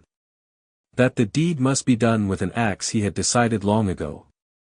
He had also a pocket pruning knife, but he could not rely on the knife and still less on his own strength, and so resolved finally on the axe. We may note in passing, one peculiarity in regard to all the final resolutions taken by him in the matter. They had one strange characteristic: the more final they were, the more hideous and the more absurd they at once became in his eyes. In spite of all his agonizing inward struggle, he never for a single instant all that time could believe in the carrying out of his plans. And, indeed, if it had ever happened that everything to the least point could have been considered and finally settled, and no uncertainty of any kind had remained, he would, it seems, have renounced it all as something absurd, monstrous and impossible. But a whole mass of unsettled points and uncertainties remained. As for getting the axe, that trifling business cost him no anxiety, for nothing could be easier. Nastasia was continually out of the house, especially in the evenings. She would run into the neighbors or to a shop, and always left the door ajar. It was the one thing the landlady was always scolding her about. And so, when the time came, he would only have to go quietly into the kitchen and to take the axe, and an hour later, when everything was over, go in and put it back again. But these were doubtful points. Supposing he returned an hour later to put it back, and Nastasia had come back and was on the spot. He would of course have to go by and wait till she went out again. But supposing she were in the meantime to miss the axe, look for it, make an outcry, that would mean suspicion or at least grounds for suspicion. But those were all trifles which he had not even begun to consider, and indeed he had no time. He was thinking of the chief point, and put off trifling details, until he could believe in it all. But that seemed utterly unattainable. So it seemed to himself at least. He could not imagine, for instance, that he would sometime leave off thinking, get up and simply go there. Even his late experiment, i.e. his visit with the object of a final survey of the place, was simply an attempt at an experiment, far from being the real thing, as though one should say, come, let us go and try it, why dream about it? And at once he had broken down and had run away cursing, in a frenzy with himself. Meanwhile it would seem, as regards the moral question, that his analysis was complete, his casuistry had become keen as a razor, and he could not find rational objections in himself. But in the last resort he simply ceased to believe in himself, and doggedly, slavishly sought arguments in all directions, fumbling for them, as though someone were forcing and drawing him to it. At first, long before indeed, he had been much occupied with one question, why almost all crimes are so badly concealed and so easily detected, and why almost all criminals leave such obvious traces. He had come gradually to many different and curious conclusions, and in his opinion the chief reason lay not so much in the material impossibility of concealing the crime, as in the criminal himself. Almost every criminal is subject to a failure of will and reasoning power by a childish and phenomenal heedlessness, at the very instant when prudence and caution are most essential.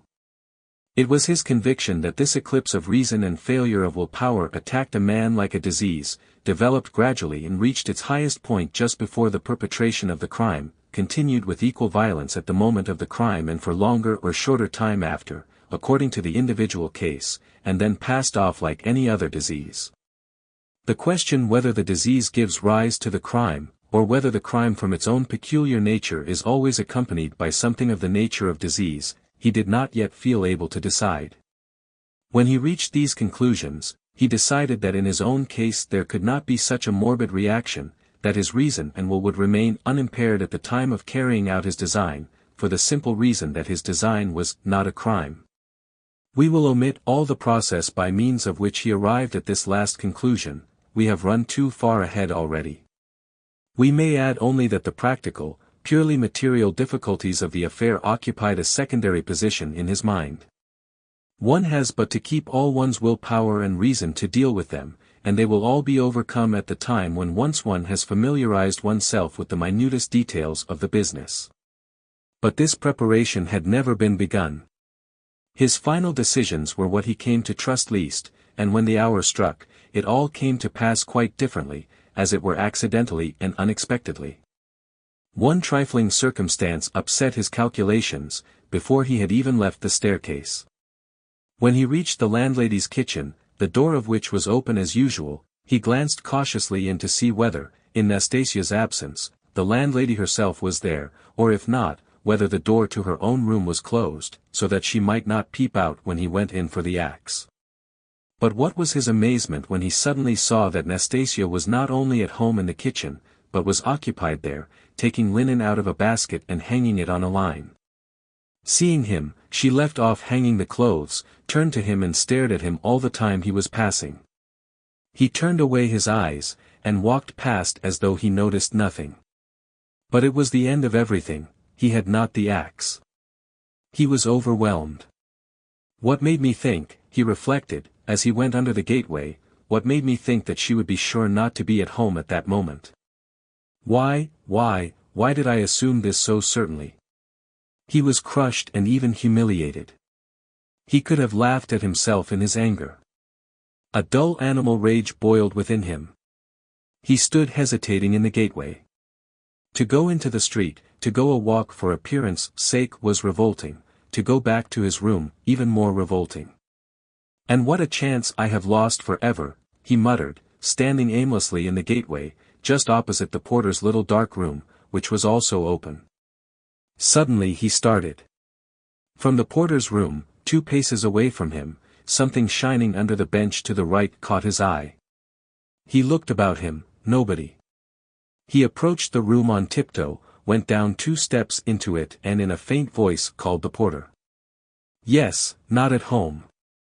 Somewhere near though, in the yard, for the door is wide open.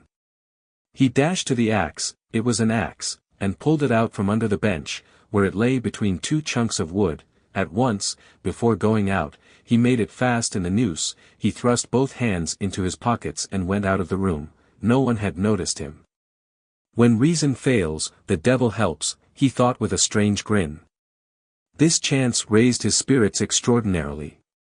He walked along quietly and sedately, without hurry, to avoid awakening suspicion. He scarcely looked at the passers-by, tried to escape looking at their faces at all, and to be as little noticeable as possible. Suddenly he thought of his hat. Good heavens! I had the money the day before yesterday and did not get a cap to wear instead. A curse rose from the bottom of his soul. Glancing out of the corner of his eye into a shop, he saw by a clock on the wall that it was 10 minutes past 7. He had to make haste and at the same time to go some way round, so as to approach the house from the other side. When he had happened to imagine all this beforehand, he had sometimes thought that he would be very much afraid. But he was not very much afraid now, was not afraid at all, indeed. His mind was even occupied by irrelevant matters, but by nothing for long. As he passed the Yusupov garden, he was deeply absorbed in considering the building of great fountains, and of their refreshing effect on the atmosphere in all the squares. By degrees he passed to the conviction that if the summer garden were extended to the field of Mars, and perhaps joined to the garden of the Mihailovsky Palace, it would be a splendid thing and a great benefit to the town. Then he was interested by the question why in all great towns men are not simply driven by necessity, but in some peculiar way inclined to live in those parts of the town where there are no gardens nor fountains, where there is most dirt and smell and all sorts of nastiness. Then his own walks through the hay market came back to his mind, and for a moment he waked up to reality. What nonsense, he thought, better think of nothing at all. So probably men led to execution clutch mentally at every object that meets them on the way, flashed through his mind, but simply flashed, like lightning. He made haste to dismiss this thought. And by now he was near, here was the house, here was the gate. Suddenly a clock somewhere struck once. What? Can it be 7:30? Impossible, it must be fast. Luckily for him, everything went well again at the gates. At that very moment, as though expressly for his benefit, a huge wagon of hay had just driven in at the gate, completely screening him as he passed under the gateway, and the wagon had scarcely had time to drive through into the yard, before he had slipped in a flash to the right. On the other side of the wagon he could hear shouting and quarreling, but no one noticed him and no one met him. Many windows looking into that huge quadrangular yard were open at that moment, but he did not raise his head, he had not the strength to. The staircase leading to the old woman's room was close by, just on the right of the gateway. He was already on the stairs. Drawing a breath, pressing his hand against his throbbing heart, and once more feeling for the axe and setting it straight, he began softly and cautiously ascending the stairs, listening every minute. But the stairs, too, were quite deserted, all the doors were shut, he met no one. One flat indeed on the first floor was wide open and painters were at work in it, but they did not glance at him. He stood still, thought a minute and went on. Of course it would be better if they had not been here, but, it's 2 stories above them. And there was the 4th story, here was the door, here was the flat opposite, the empty one. The flat underneath the old woman's was apparently empty also, the visiting card nailed on the door had been torn off, they had gone away. He was out of breath. For one instant the thought floated through his mind, shall I go back? But he made no answer and began listening at the old woman's door, a dead silence. Then he listened again on the staircase, listened long and intently, then looked about him for the last time, pulled himself together, drew himself up, and once more tried the axe and the noose. Am I very pale? He wondered. Am I not evidently agitated? She is mistrustful.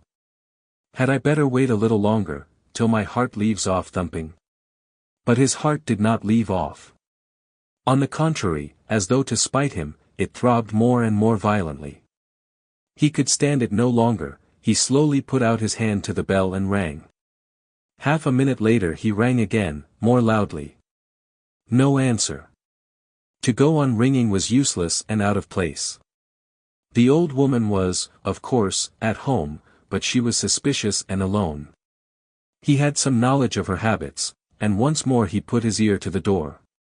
Either his senses were peculiarly keen, which it is difficult to suppose, or the sound was really very distinct. Anyway, he suddenly heard something like the cautious touch of a hand on the lock and the rustle of a skirt at the very door. Someone was standing stealthily close to the lock, and just as he was doing on the outside was secretly listening within, and seemed to have her ear to the door.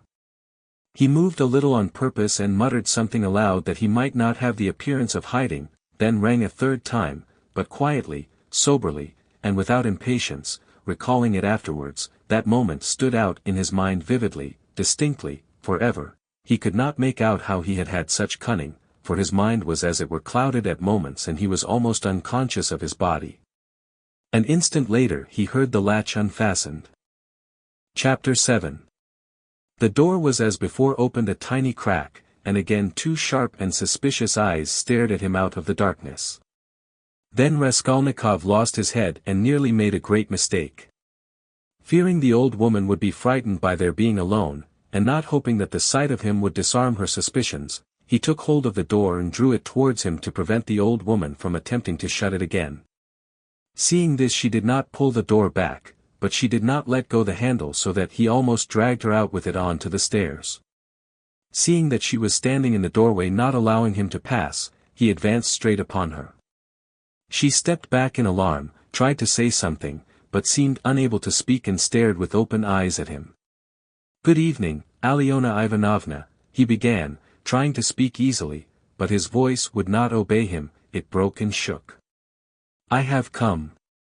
I have brought something, but we'd better come in, to the light. And leaving her, he passed straight into the room uninvited. The old woman ran after him, her tongue was unloosed. Good heavens! What it is? Who is it? What do you want? Why, Alyona Ivanovna, you know me. Raskolnikov, here, I brought you the pledge I promised the other day, and he held out the pledge. The old woman glanced for a moment at the pledge, but at once stared in the eyes of her uninvited visitor. She looked intently, maliciously and mistrustfully. A minute passed. He even fancied something like a sneer in her eyes, as though she had already guessed everything. He felt that he was losing his head, that he was almost frightened, so frightened that if she were to look like that and not say a word for another half-minute, he thought he would have run away from her. Why do you look at me as though you did not know me? He said suddenly, also with malice. Take it if you like, if not I'll go elsewhere, I am in a hurry. He had not even thought of saying this, but it was suddenly said of itself. The old woman recovered herself, and her visitor's resolute tone evidently restored her confidence. But why, my good sir, all of a minute? What is it? She asked, looking at the pledge. The silver cigarette case, I spoke of it last time, you know. She held out her hand. But how pale you are, to be sure, and your hands are trembling too. Have you been bathing, or what? Fever, he answered abruptly. You can't help getting pale, if you've nothing to eat, he added, with difficulty articulating the words. His strength was failing him again. But his answer sounded like the truth, the old woman took the pledge. "What is it?" she asked once more, scanning Raskolnikov intently, and weighing the pledge in her hand. "A thing, cigarette case. Silver. Look at it. It does not seem somehow like silver. How he has wrapped it up." Trying to untie the string and turning to the window, to the light, all her windows were shut, in spite of the stifling heat, she left him altogether for some seconds and stood with her back to him. He unbuttoned his coat and freed the axe from the noose, but did not yet take it out altogether, simply holding it in his right hand under the coat. His hands were fearfully weak, he felt them every moment growing more numb and more wooden. He was afraid he would let the axe slip and fall. A sudden giddiness came over him. "But what has he tied it up like this for?" the old woman cried with vexation and moved towards him. He had not a minute more to lose. He pulled the axe quite out, swung it with both arms, scarcely conscious of himself, and almost without effort, almost mechanically, brought the blunt side down on her head. He seemed not to use his own strength in this. But as soon as he had once brought the axe down, his strength returned to him. The old woman was as always bareheaded. Her thin, light hair, streaked with grey, thickly smeared with grease, was plaited in a rat's tail and fastened by a broken horn comb which stood out on the nape of her neck. As she was so short, the blow fell on the very top of her skull. She cried out, but very faintly, and suddenly sank all of a heap on the floor, raising her hands to her head. In one hand she still held the pledge. Then he dealt her another and another blow with the blunt side and on the same spot. The blood gushed as from an overturned glass, the body fell back. He stepped back, let it fall, and at once bent over her face. She was dead. Her eyes seemed to be starting out of their sockets, the brow and the whole face were drawn and contorted convulsively. He laid the axe on the ground near the dead body and felt at once in her pocket, trying to avoid the streaming body, the same right-hand pocket from which she had taken the key on his last visit. He was in full possession of his faculties, free from confusion or giddiness, but his hands were still trembling. He remembered afterwards that he had been particularly collected and careful, trying all the time not to get smeared with blood. He pulled out the keys at once, they were all, as before, in one bunch on a steel ring. He ran at once into the bedroom with them. It was a very small room with a whole shrine of holy images. Against the other wall stood a big bed, very clean and covered with a silk patchwork wadded quilt. Against a third wall was a chest of drawers. Strange to say, so soon as he began to fit the keys into the chest, so soon as he heard their jingling, a convulsive shudder passed over him. He suddenly felt tempted again to give it all up and go away. But that was only for an instant, it was too late to go back. He positively smiled at himself, when suddenly another terrifying idea occurred to his mind. He suddenly fancied that the old woman might be still alive and might recover her senses. Leaving the keys in the chest, he ran back to the body, snatched up the axe and lifted it once more over the old woman, but did not bring it down. There was no doubt that she was dead. Bending down and examining her again more closely, he saw clearly that the skull was broken and even battered in on one side.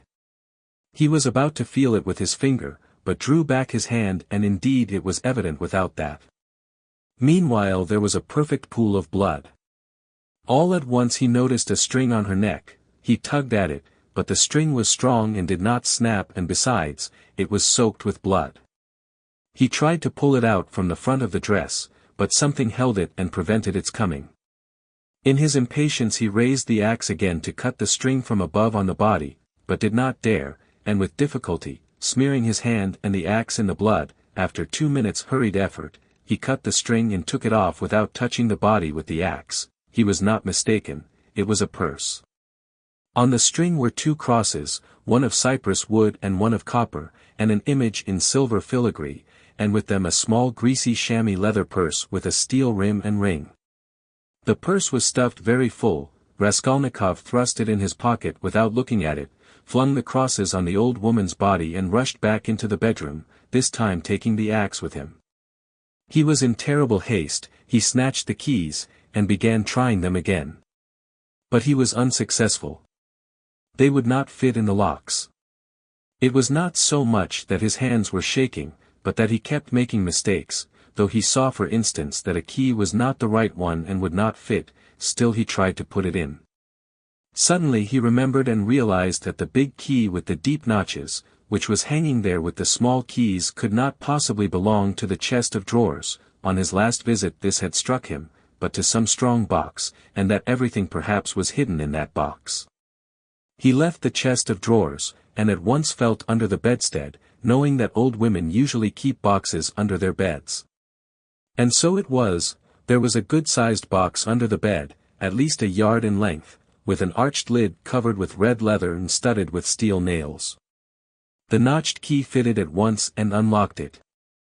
At the top, under a white sheet, was a coat of red brocade lined with hareskin, under it was a silk dress, then a shawl, and it seemed as though there was nothing below but clothes.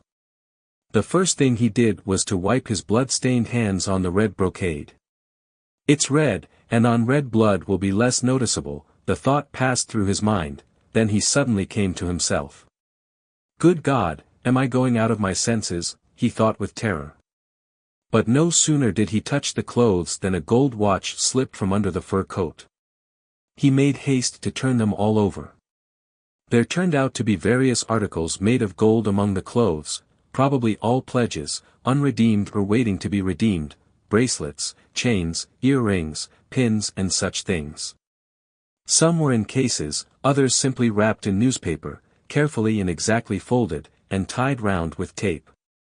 Without any delay, he began filling up the pockets of his trousers and overcoat without examining or undoing the parcels and cases, but he had not time to take many. He suddenly heard steps in the room where the old woman lay. He stopped short and was still as death. But all was quiet, so it must have been his fancy. All at once he heard distinctly a faint cry, as though someone had uttered a low broken moan. Then again dead silence for a minute or two.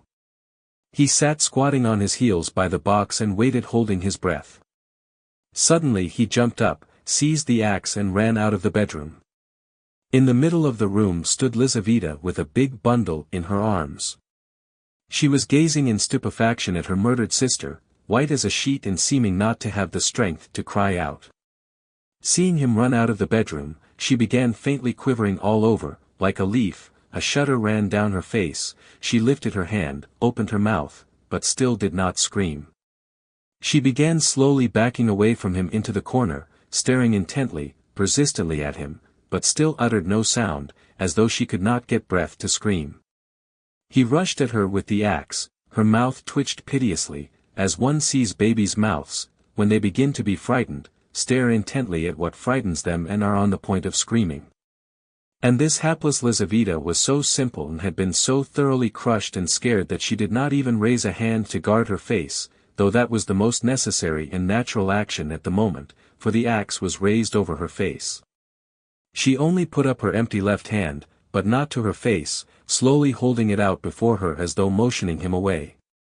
The axe fell with the sharp edge just on the skull and split at one blow all the top of the head. She fell heavily at once.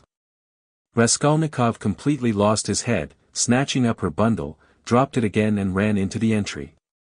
Fear gained more and more mastery over him, especially after this second, quite unexpected murder. He longed to run away from the place as fast as possible. And if at that moment he had been capable of seeing and reasoning more correctly, if he had been able to realize all the difficulties of his position, the hopelessness, the hideousness and the absurdity of it, if he could have understood how many obstacles and, perhaps, crimes he had still to overcome or to commit, to get out of that place and to make his way home, it is very possible that he would have flung up everything, and would have gone to give himself up, and not from fear, but from simple horror and loathing of what he had done.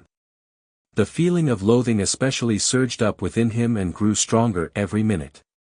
He would not now have gone to the box or even into the room for anything in the world. But a sort of blankness, even dreaminess, had begun by degrees to take possession of him. At moments he forgot himself, or rather, forgot what was of importance, and caught at trifles. Glancing, however, into the kitchen and seeing a bucket half full of water on a bench, he bethought him of washing his hands and the axe. His hands were sticky with blood. He dropped the axe with the blade in the water, snatched a piece of soap that lay in a broken saucer on the window, and began washing his hands in the bucket. When they were clean, he took out the axe, washed the blade and spent a long time, about 3 minutes, washing the wood where there were spots of blood, rubbing them with soap. Then he wiped it all with some linen that was hanging to dry on a line in the kitchen, and then he was a long while attentively examining the axe at the window. There was no trace left on it, only the wood was still damp. He carefully hung the axe in the noose under his coat. Then, as far as was possible, in the dim light in the kitchen, he looked over his overcoat, his trousers, and his boots. At the first glance there seemed to be nothing but stains on the boots. He wetted the rag and rubbed the boots. But he knew he was not looking thoroughly, that there might be something quite noticeable that he was overlooking. He stood in the middle of the room, lost in thought. Dark agonizing ideas rose in his mind, the idea that he was mad and that at that moment he was incapable of reasoning, of protecting himself, that he ought perhaps to be doing something utterly different from what he was now doing. Good God, he muttered, I must fly, and he rushed into the entry. But here a shock of terror awaited him such as he had never known before. He stood and gazed and could not believe his eyes. The door, the outer door from the stairs, at which he had not long before waited and rung, was standing unfastened and at least 6 inches open. No lock, no bolt, all that time. The old woman had not shut it after him, perhaps as a precaution. But, good God! Why, he had seen Lizaveta afterwards. And how could he have failed to reflect that she must have come in somehow? She could not have come through the wall. He dashed to the door and fastened the latch. But no, the wrong thing again. I must get away. He unfastened the latch, opened the door and began listening on the staircase. He listened a long time. Somewhere far away, it might be in the gateway, 2 voices were loudly and shrilly shouting, quarreling and scolding. What are they about? He waited patiently. At last all was still, as though suddenly cut off. They had separated. He was meaning to go out, but suddenly, on the floor below, a door was noisily opened and someone began going downstairs humming a tune. How is it they all make such a noise, flashed through his mind. Once more he closed the door and waited. At last all was still, not a soul stirring.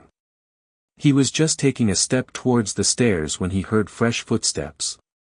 The steps sounded very far off, at the very bottom of the stairs, but he remembered quite clearly and distinctly that from the first sound he began for some reason to suspect that this was someone coming there, to the 4th floor, to the old woman. Why? Were the sounds somehow peculiar, significant? The steps were heavy, even and unhurried. Now he had passed the 1st floor, now he was mounting higher, it was growing more and more distinct.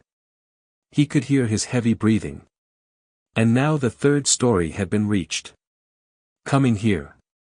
And it seemed to him all at once that he was turned to stone, that it was like a dream in which one is being pursued, nearly caught and will be killed, and is rooted to the spot and cannot even move one's arms.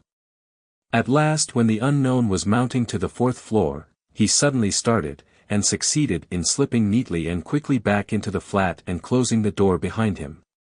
Then he took the hook and softly, noiselessly, fixed it in the catch. Instinct helped him.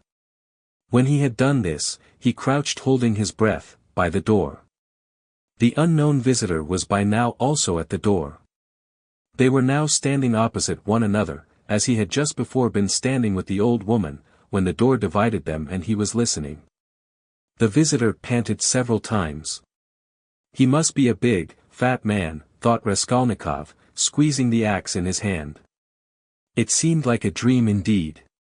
The visitor took hold of the bell and rang it loudly. As soon as the tin bell tinkled, Raskolnikov seemed to be aware of something moving in the room. For some seconds he listened quite seriously.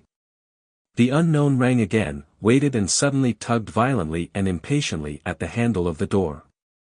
Raskolnikov gazed in horror at the hook shaking in its fastening, and in blank terror expected every minute that the fastening would be pulled out. It certainly did seem possible, so violently was he shaking it. He was tempted to hold the fastening, but he might be aware of it. A giddiness came over him again. "I shall fall down," flashed through his mind, but the unknown began to speak and he recovered himself at once. "What's up? Are they asleep or murdered? Damn them," he bawled in a thick voice. "Hey, Alyona Ivanovna, old witch. Lizaveta Ivanovna, hey, my beauty. Open the door. Oh, damn them. Are they asleep or what?" And again, enraged, he tugged with all his might a dozen times at the bell. He must certainly be a man of authority and an intimate acquaintance. At this moment light hurried steps were heard not far off, on the stairs. Someone else was approaching. Raskolnikov had not heard them at first. "You don't say there's no one at home," the newcomer cried in a cheerful, ringing voice, addressing the first visitor, who still went on pulling the bell. "Good evening, Coke." From his voice he must be quite young, thought Raskolnikov. Who the devil can tell? "I've almost broken the lock," answered Coke. "But how do you come to know me?" "Why? The day before yesterday I beat you 3 times running at billiards at Gambrinus." "Oh. So they are not at home? That's queer. It's awfully stupid though. Where could the old woman have gone?" "I've come on business." "Yes, and I have business with her, too." "Well, what can we do?" "Go back, I suppose, aie. And I was hoping to get some money," cried the young man. "We must give it up, of course, but what did she fix this time for?" "The old witch fixed the time for me to come herself. It's out of my way. And where the devil she can have got to, I can't make out. She sits here from year's end to year's end, the old hag, her legs are bad and yet here all of a sudden she is out for a walk.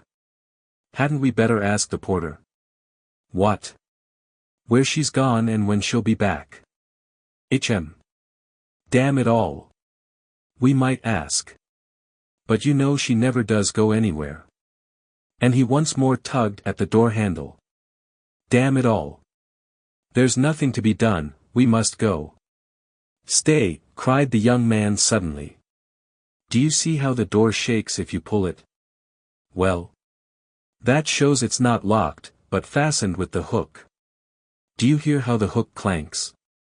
Well, why, don't you see? That proves that one of them is at home.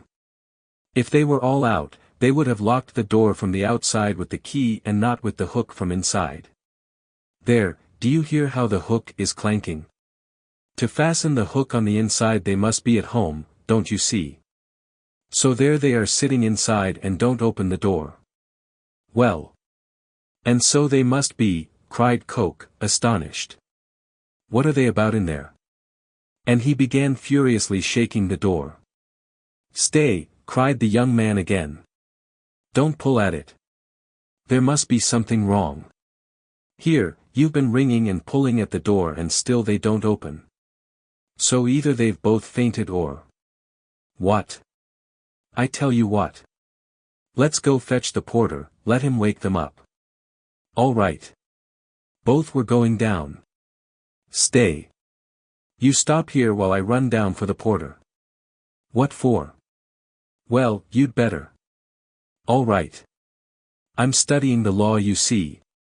It's evident, there's something wrong here," the young man cried hotly, and he ran downstairs. Coke remained. Once more he softly touched the bell which gave one tinkle, then gently, as though reflecting and looking about him, began touching the door handle, pulling it and letting it go to make sure once more that it was only fastened by the hook. Then puffing and panting he bent down and began looking at the keyhole, but the key was in the lock on the inside and so nothing could be seen. Raskolnikov stood keeping tight hold of the axe. He was in a sort of delirium. He was even making ready to fight when they should come in. While they were knocking and talking together, the idea several times occurred to him to end it all at once and shout to them through the door. Now and then he was tempted to swear at them, to jeer at them, while they could not open the door. Only make haste, was the thought that flashed through his mind. But what the devil is he about? Time was passing, 1 minute, and another, no one came. Coke began to be restless. What the devil, he cried suddenly and in impatience deserting his sentry duty, he, too, went down, hurrying and thumping with his heavy boots on the stairs. The steps died away. Good heavens! What am I to do? Raskolnikov unfastened the hook, opened the door, there was no sound. Abruptly, without any thought at all, he went out, closing the door as thoroughly as he could, and went downstairs. He had gone down 3 flights when he suddenly heard a loud voice below. Where could he go? There was nowhere to hide. He was just going back to the flat. Hey there! Catch the brute! Somebody dashed out of a flat below, shouting, and rather fell than ran down the stairs, bawling at the top of his voice. Mitka! Mitka! Mitka! Mitka! Mitka! Blast him! The shout ended in a shriek, the last sounds came from the yard, all was still. But at the same instant several men talking loud and fast began noisily mounting the stairs. There were 3 or 4 of them. He distinguished the ringing voice of the young man. Hey! Filled with despair he went straight to meet them, feeling, come what must. If they stopped him, all was lost, if they let him pass, all was lost too, they would remember him. They were approaching, they were only a flight from him, and suddenly deliverance. A few steps from him on the right, there was an empty flat with the door wide open, the flat on the 2nd floor where the painters had been at work, and which, as though for his benefit, they had just left. It was they, no doubt, who had just run down, shouting. The floor had only just been painted, in the middle of the room stood a pail and a broken pot with paint and brushes. In one instant he had whisked in at the open door and hidden behind the wall, and only in the nick of time, they had already reached the landing. Then they turned and went on up to the 4th floor, talking loudly. He waited, went out on tiptoe and ran down the stairs. No one was on the stairs, nor in the gateway. He passed quickly through the gateway and turned to the left in the street. He knew perfectly well that at that moment they were at the flat, that they were greatly astonished at finding it unlocked, as the door had just been fastened, that by now they were looking at the bodies, that before another minute had passed they would guess and completely realize that the murderer had just been there, and had succeeded in hiding somewhere, slipping by them and escaping. They would guess most likely that he had been in the empty flat, while they were going upstairs.